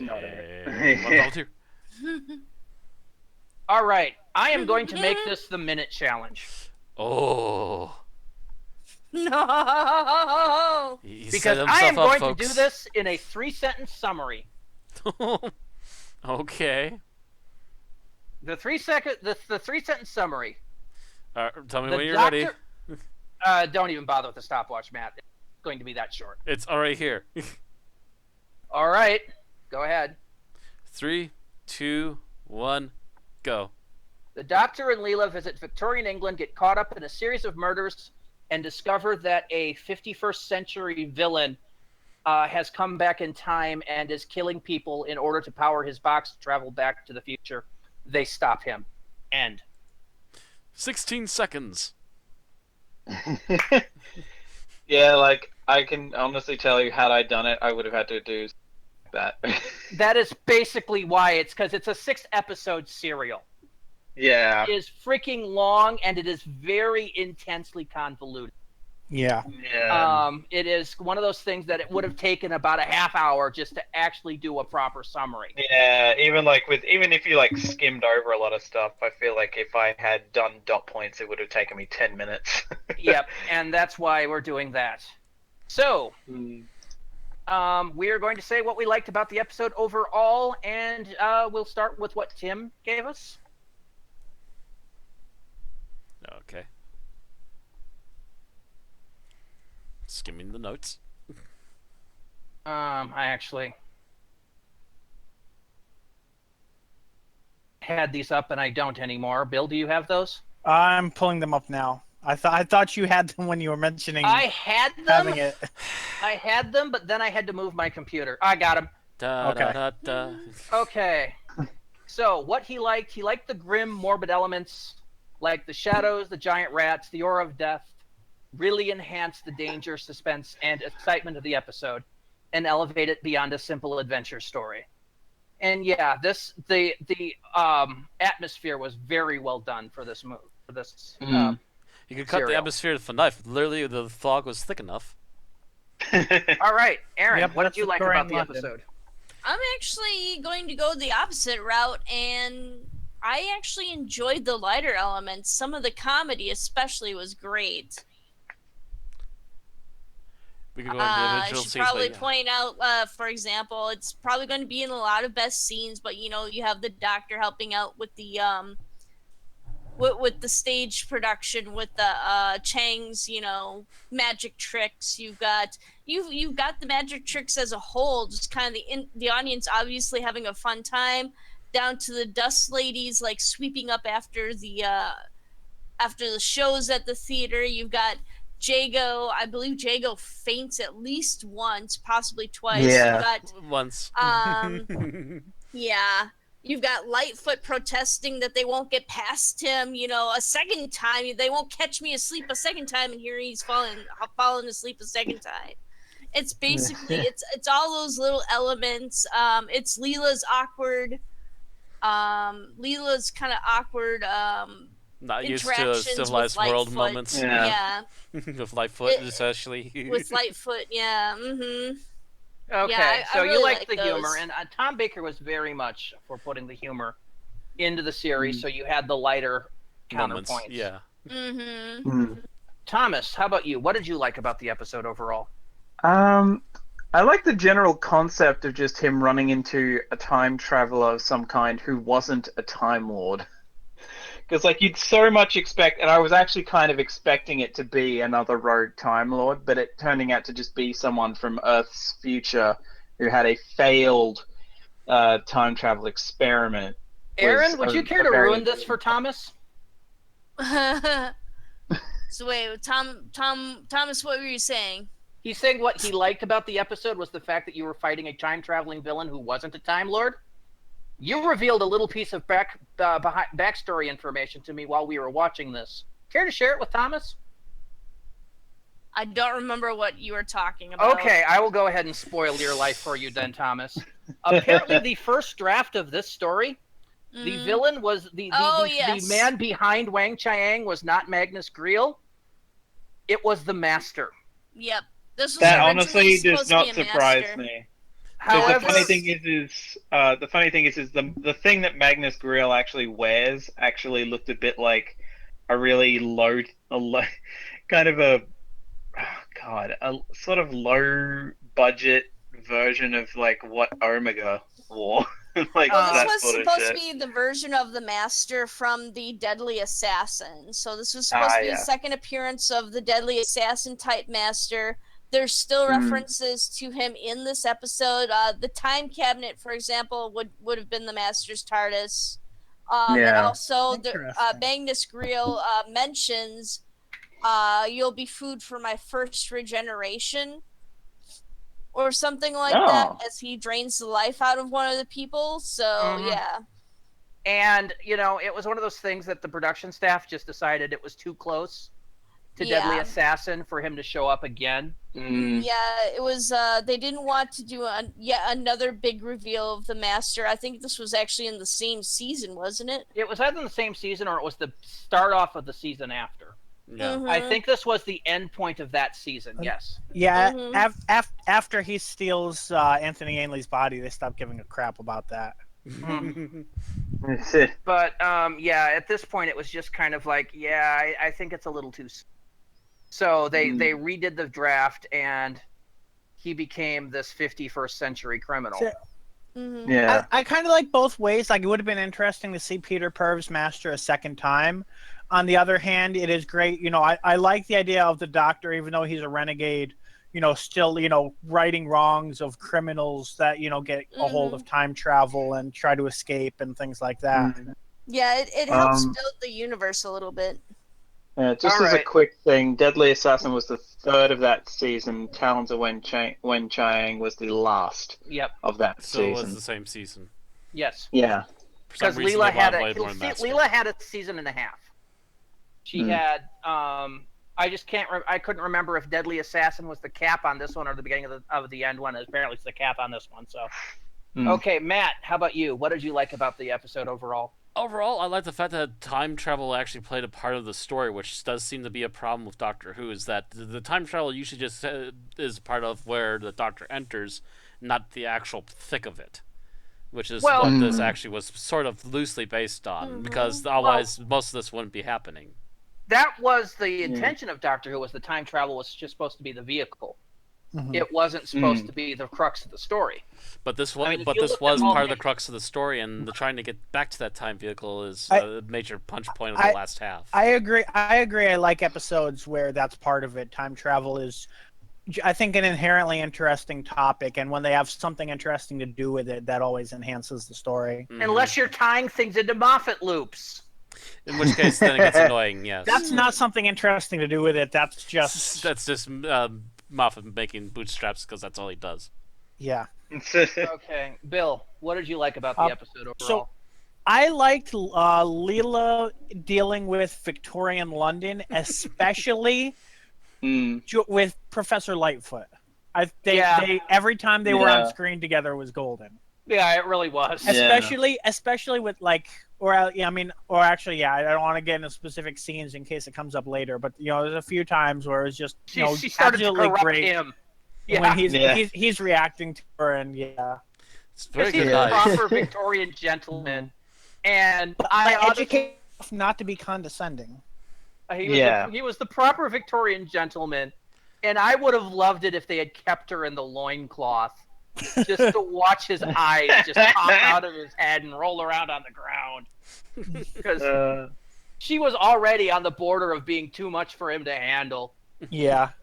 Yeah. Oh. And, okay, for me, I really like the acting in this.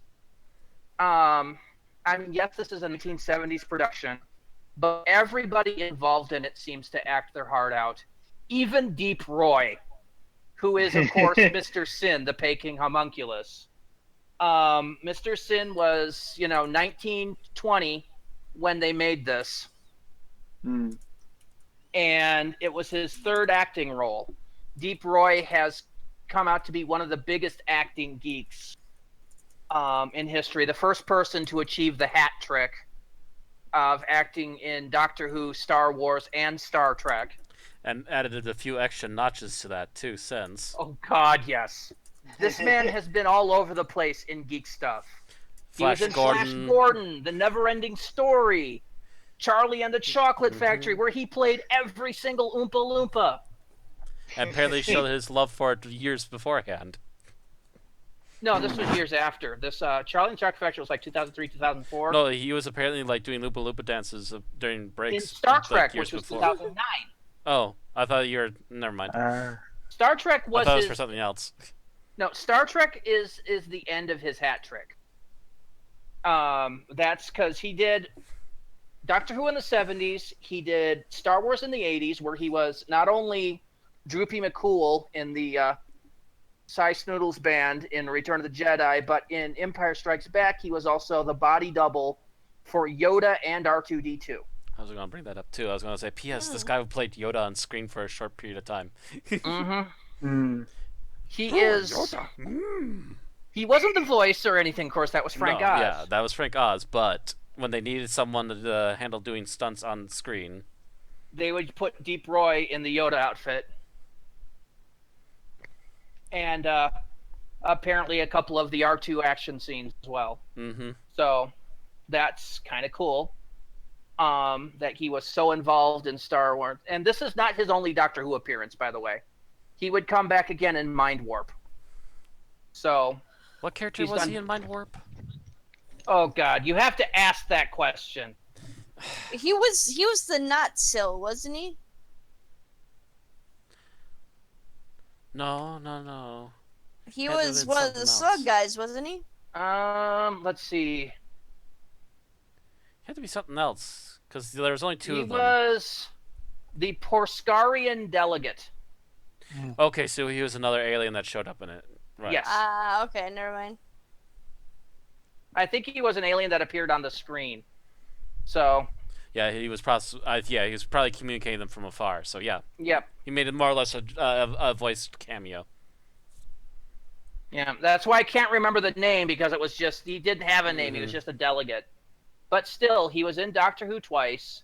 He was in 2 Star Wars movies, and he's been in 3 Star Trek films. Mm-hmm. So he's done the hat trick twice over now. At least, and he could Yep. do it more. Yeah, bring him back to Doctor Who. Let's see some Deep Roy. Come on.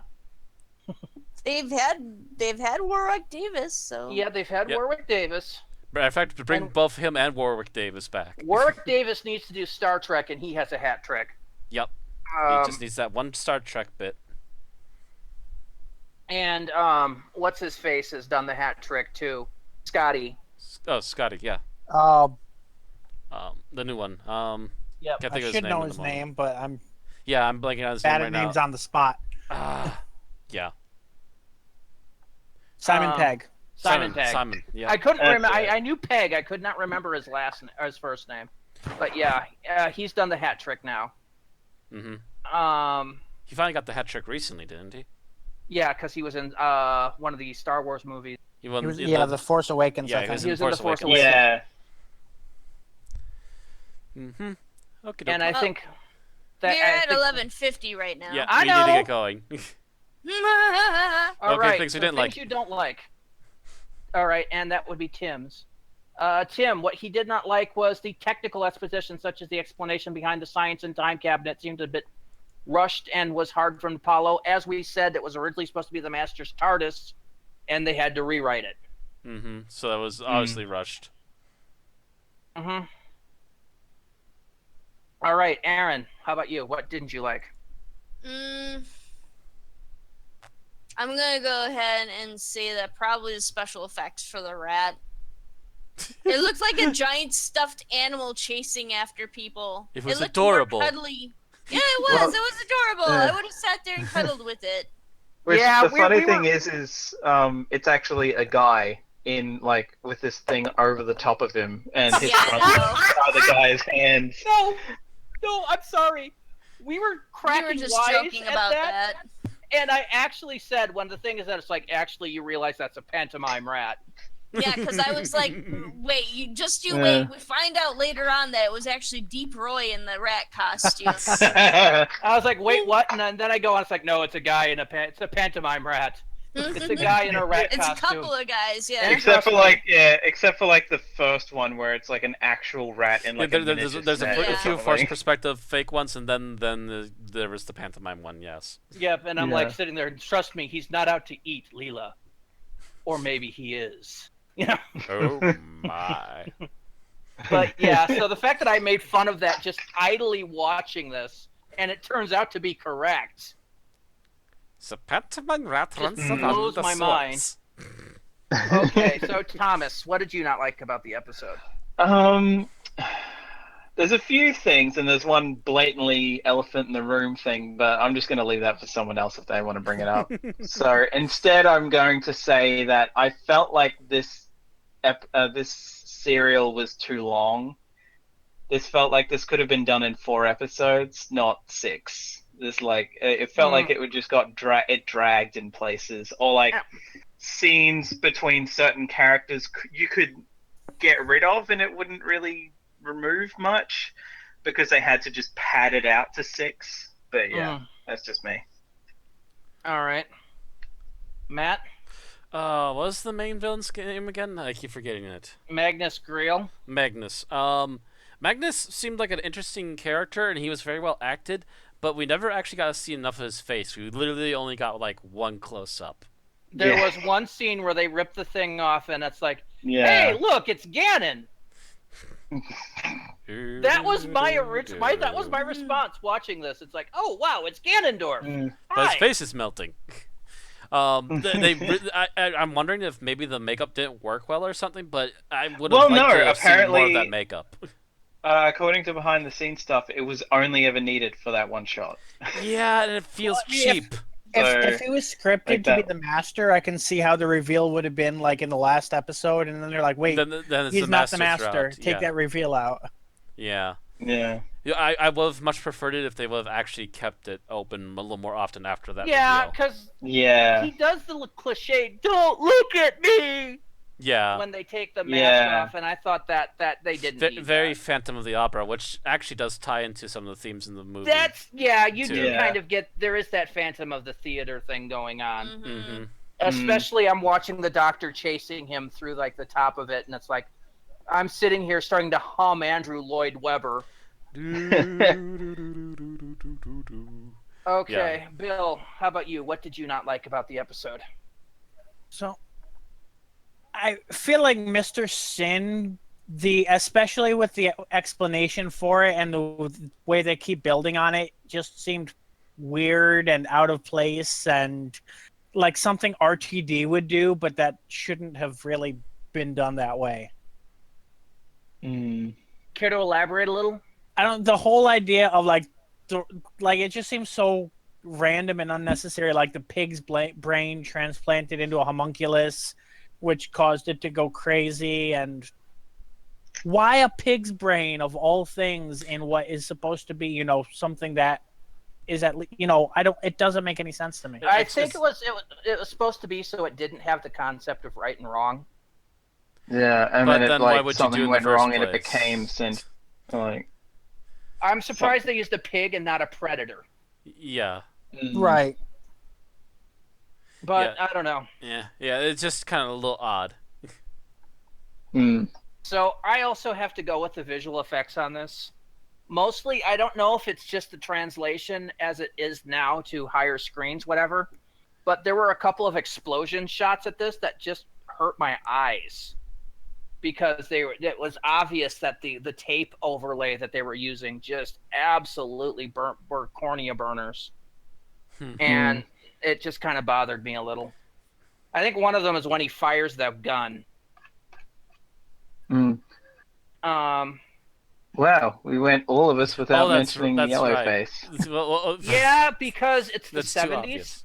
I have it Yeah, it's reserved too for obvious. later on. in It's the too obvious. podcast. It's the 70s, which means that Britain was still going through that phase a bit at the time. Yeah. And I'll allow it for this episode being old. Yeah, Bit. I refer to it as being amusingly racist. Yeah, it could be a lot worse. They could have been super racist if they want to, but no, this is just Britain's this mild this could have been time. Song of the South racist, and it's not. Oh yeah.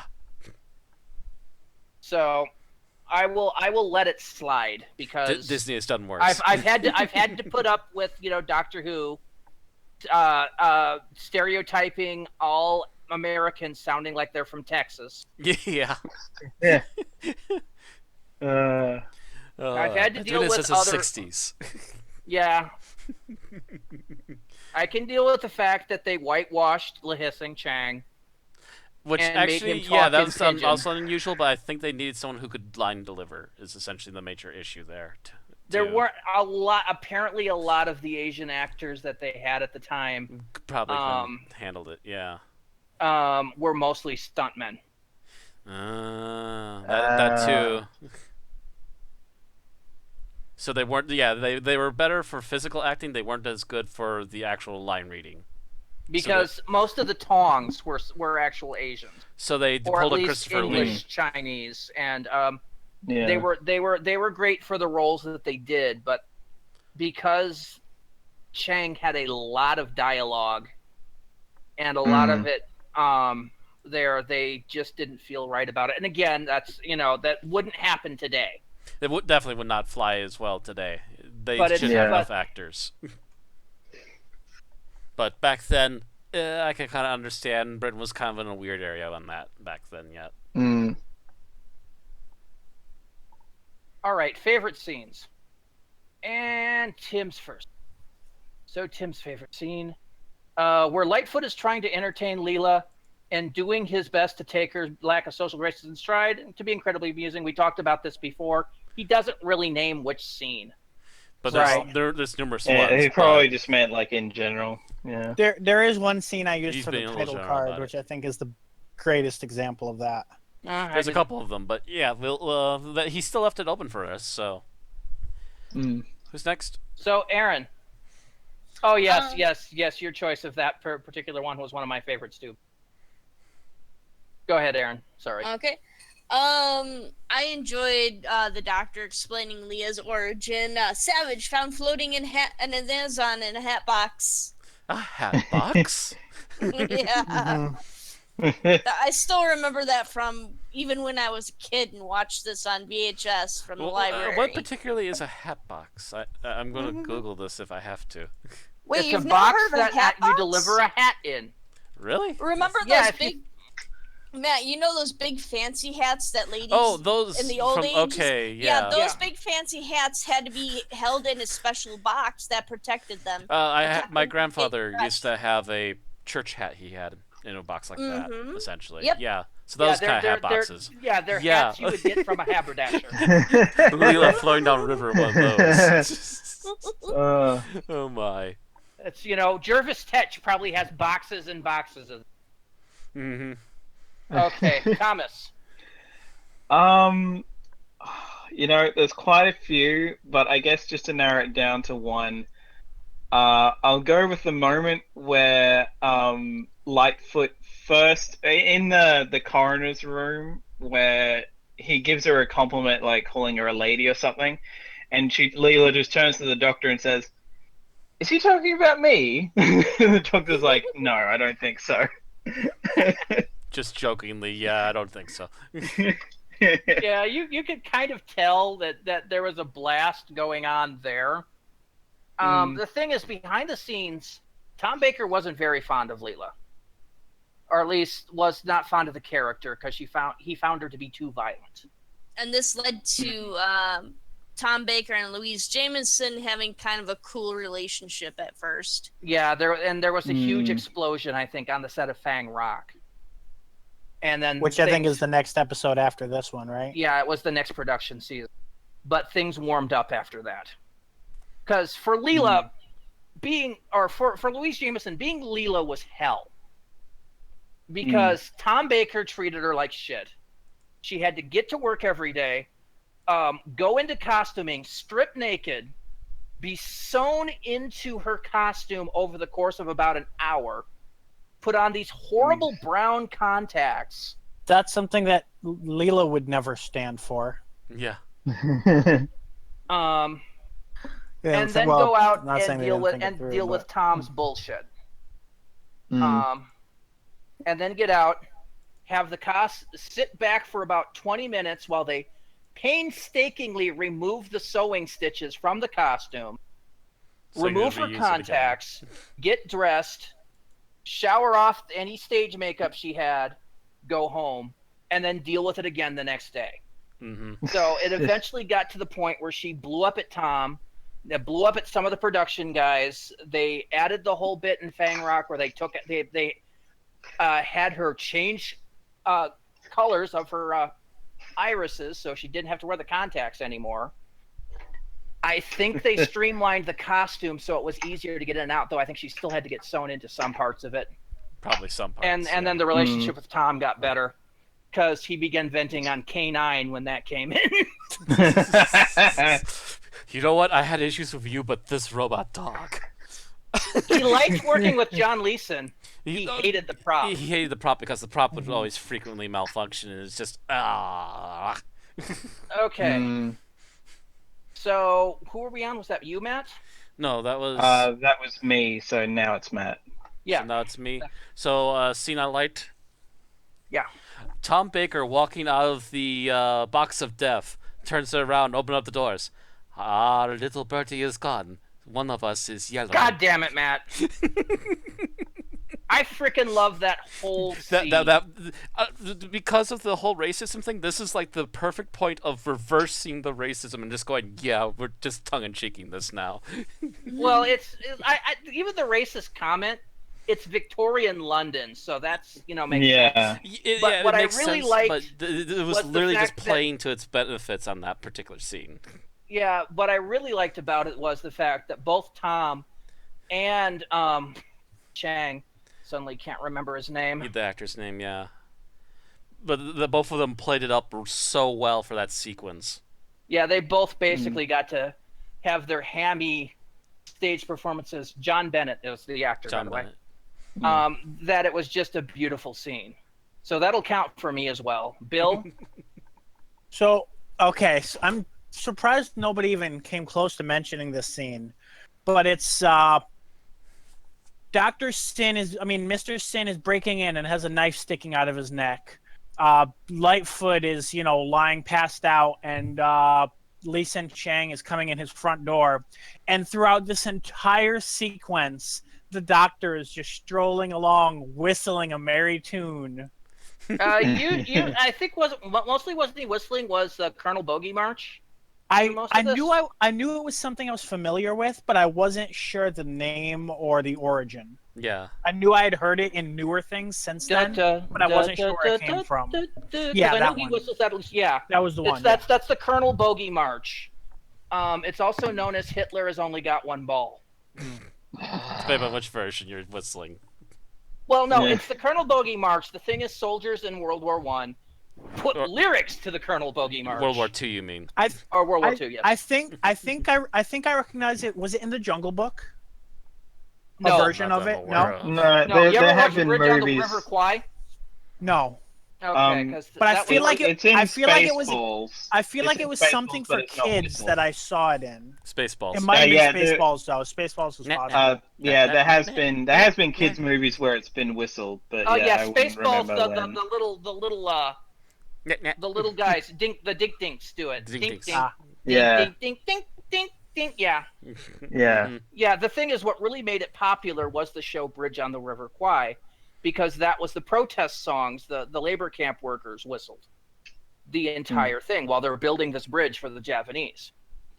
Thus, it's considered inappropriate to use the Colonel Bogey March in front of Japan dignitaries. I think GW got in trouble for that once. Okay. So, worst scene. Tim. The cliffhanger at the end of part 2, where Leela was menaced by Sin, was weak because you never thought Leela's in any danger. Yeah, I think that was kind of an ass-pull cliffhanger. The funny thing is, the following episode, after she stabs him, she can't figure out what to do, and she runs away in fear. I'm like, she probably could have taken him in a fight. She could at least knocked him over and then gotten out of there, yeah. Yeah, that was a big problem of the prop and whatever, is the fact that he was supposed to be this homicidal killing machine, and he never fully came off as it. It was mostly fault of them trying to make him look threatening. He came off more dangerous when he appeared in an audio. I mean, he had that hobbling, gating walk that just, That was the fault of the costume, probably. Okay. Aaron, least favorite scene?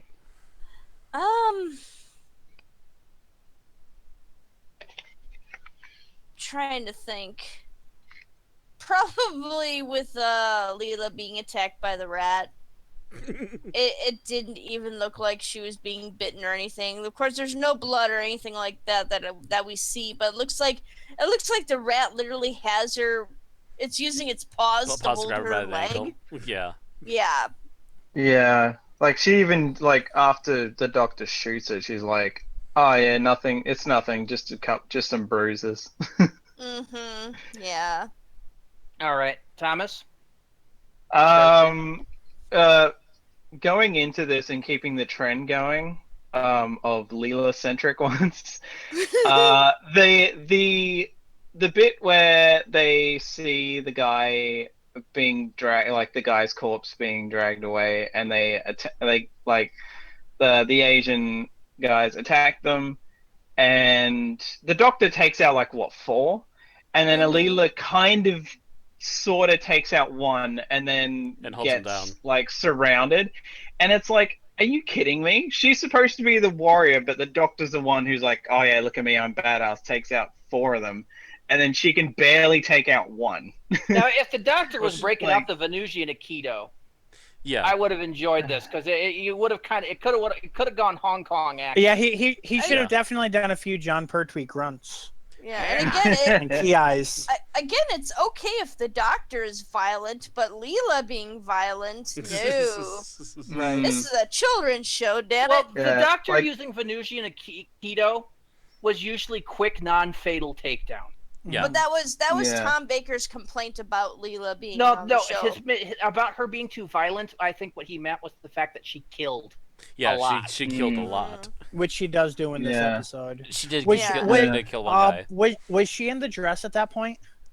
Yes. Yeah, No. she- So No, she no, couldn't no, it really was for do the much. dress. No, It was she before was the in No, the dress. pants. the dress was later. okay. Yeah. She was in the first outfit. Yeah. Yeah, she was in a Victorian dress the entire bit, but she had dress A and then dress B. Mm-hmm. And dress No, B she didn't had come in until like pants. One was more It of was a pants. She had She had pants pants until like like pantaloons. She was dressed almost until like a after boy. she got attacked. Yeah, until after she got attacked by the rat. It was after that she got And the then dress. after that, she got the big fancy dress.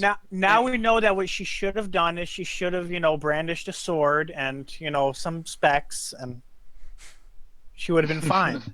And I think that's the big thing, is that that's kind of the unspoken thing in the episodes, that I think Jago and Lightfoot kind of originally think that she's a boy in her original garb, and then when Lightfoot, gets her the new clothes, it's finally, No, he I knew think- before well, that. Lightfoot knew No. at least. But Yeah, either way, they know. No, they all seem to know that she's a woman. we need to move this along. Yeah, but you need to move Okay. along. Yeah, All right. Who are we on? Thomas? Matt. What? Roger. No, I just Okay, did Matt. mine. So Matt. So okay, it is on to me. Least liked scene. Oh God, I had one. Now I'm on the spot. I can't remember it. Damn it, Matt. We got carried away in a conversation. Now I can't remember. So move on for right now. Okay, Bill. Send me. Okay, so my scene, it's not the entirety of the scene. I know this was mentioned in the favorites, and there are parts of it I like, but the specific moment, you're trying to ignore the obvious yellow face of the guy speaking in broken English on the screen. He opens up the cabinet and he says, "One of us is yellow." I'm like, fuck off, dude. I actually love that line. Here's I the love thing. that my scene. ass off at that If- line. So if- you sit by yourself in the corner. If that was Bill. a real Asian, then I would say, okay, maybe he was going for comedy or whatever. But the yellow face coupled with that line is what causes it to cross the line for me. See, I didn't even no. realize that until I actually looked up information on the episode and went, "Oh, he's actually not." Oh, okay. Now I could tell from the makeup, Yes. but When I look back at it now, I can see through the makeup. Yeah. Well, that and if you listen to him, he's very clearly forcing himself to speak as as I poor of would assume English that as of possible. almost As anyone pidgin in English trying as to he do. can, yeah. Yeah. And this should be pointed out. This is why our friend Sarah Bloyd hates this episode. Yeah, I'm looks down on it. She doesn't like I'm it that sorry. much, I think. I'm not a politically correct person. So I can be politically correct to a point, and I will say that this is in a time era on its own where it can be sort of allowed for its time. It should be mentioned that the UK became more sensitive to racial issues like this a bit after the US and Canada did. In fact, I think I think it hit home for them a little more towards the 80s. Yeah. During the Thatcher administration. Yeah, this episode I think is actually banned from Canadian television. I don't think they show it. And in I'm sorry, I am not big on retroactively banning things like this. Yeah, that stuff that's offensive. Because people should remember what we did, whether it's good or bad. Correct. And the fact that this is not going to affect my judgment of it. Yeah. Because it is a product of its time. It's a product of the time. We gotta remember that. I mean, So I moving recognize on, it as a product of the time and don't judge it the same as if like that happened in next week's, an episode with Peter Capaldi. But at the same time, I can't just ignore it and be like that was a perfectly reasonable thing to do either. which is why we've brought it up, but we've gone why we allow it. But anyway, I do remember what I was going to mention as the scene that took me out the most. And that was the first time we saw the giant rat. In which case, my first reaction was "Aww," and then the next close up, "It's adorable." How is this a threat? Why are we playing the creepy music?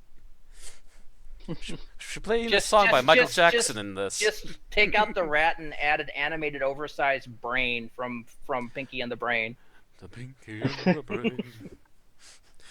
The brain trying to maul Leela. Okay, I'm going to take a pass on this because anything I would have talked about has been talked about, and we're running short on time. So final thoughts. Tim, you can see why this episode has the reputation it has. It was entertaining from start to finish. Not sure if you like the Doctor's interaction with Jago or his interaction with Lightfoot, or Jago and Lightfoot better, but I don't think that's a bad thing. I'm glad I watched this episode now because it definitely would have given me nightmares as a younger kid. Okay. Aaron. I actually really enjoyed this episode. It's even with its shortcomings with the yellow face and everything, I do feel like it's dark, it's gritty, it's also plays very well to London, Victorian London setting. So I and the mystery elements are great too. Liked it. That's it for me. Thomas. This is one of those things where I'm actually fairly mixed on this. So like, there's plenty to like, but even racist stuff aside, there's still like some stuff that I generally am like, it either drags or whatever, and it's just like I feel like this probably could have been, as I said before, this could have been better suited to a 4-parter, I think. Okay, Matt. I give the pass on the racism thing because this was a more basic time when this sort of stuff was allowed to fly. But focusing more on the story itself, the story was very interesting. It had some good ideas in there. Sadly, some of the effects didn't quite hold up, and some of them came off as quite silly at times. But not all of them were terrible, and again, a lot of the character interaction in particular was really well done. All right, Bill. Okay. Well, I had heard a lot about this episode from various directions, but nothing about the actual, plot and things like that. I wasn't really surprised by anything. I did definitely enjoy the episode. I did notice that the characters, as intended as one-offs, were a little less developed than I had experienced in spin-off media, but again, that's not a surprise since they were intended as one-offs. Ultimately, I enjoyed the story. It definitely has its flaws, but it's not bad either. All right. This is definitely, probably for me, one of the better of the 1970s season 14 episodes. It is literally the staff going, let's make a Sherlock Holmes episode in Victorian London, and they basically took with that and ran it. They ran with it all the way. Lightfoot is an ex-B of Watson, with the Doctor being Holmes, and it has a very interesting feel to it. I love all the acting. Most of the writing I find to be hilarious, and I know Tom added a few bits there as well. Hilarious in the right places and scary in the right ones. Like Matt, the whole racism of whitewashing one of the characters, I'm not going to deal with because it's 1970s BBC. They didn't have the acting pool to pull on like they would now, or like Los Angeles would have. Would have at a time, yeah. So I'll deal with that and I'll move on. All in all, I think the only thing were a couple of hinky special effects, and this is 70s Doctor Who. I can deal with that. I think this is probably one of the best episodes of its era. All right, ratings. Tim gave this a 5. Not surprising there.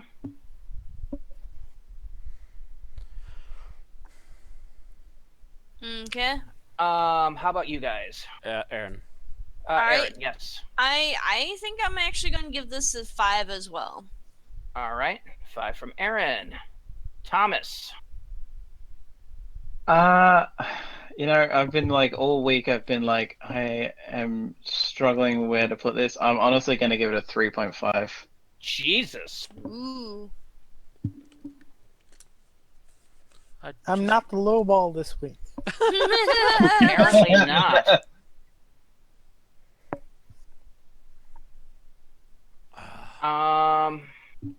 Okay. Matt.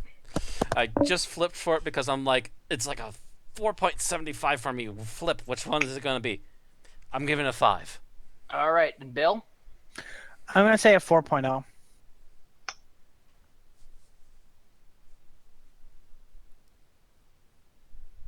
Okay. Matt gave it a 5. Bill gave it a 4. Like I said, I think this is one of the best episodes of its era. I'm giving it a 5, which will average it out to a 4.6. 4 point what? 6. Okay. 6. You started Yeah, you 6 cut- and then you cut out Yeah, in the middle of it. I think Discord Yeah. didn't pick up the X. Yeah, but the funny thing was I was looking at it anyway. So what do you got? Yeah, I had to make something because of the episodes that we skipped during the season. It started following an old template and was not including Thomas's votes on the final score on that sheet, so I was fixing it. Okay. 4.6 puts it in number 18 Ooh. out of 206. 206 reviewed at this point. It is on par with The Invasion of Time, The Seeds of Death, The Magician's Apprentice, The Witch's Familiar, Bells of St. John, and The Return of Dr. Mysterio. It is rated above Enlightenment and not as high as Day of the Doctor. So there we go. Number Alrighty. 18, Talons of Weng-Chiang. All right, take us out, Bill. All right. Well, if you enjoy listening to us, please like the video, let us know, comment below so we can give you a shout out. You can also subscribe to us on twitch.tv/Unearthly Podcast and also on YouTube. Definitely also recommend finding a petition or contacting your relevant representative to talk about net neutrality. And you can also follow us on Facebook and Twitter for news and updates. If you want to support us, you can head on over to patreon.com/Unearthly Podcast. All right, next week's show, we've introduced our heroes. Now let's see how they do when the Doctor isn't around. It's Big Finish Companion Chronicles, The Mahogany Murderers, written by Andy Lane and starring Christopher Benjamin as Henry Gordon Jago and Trevor Baxter as Professor Lightfoot. Mahogany. See you next week. See you all next time. See you then.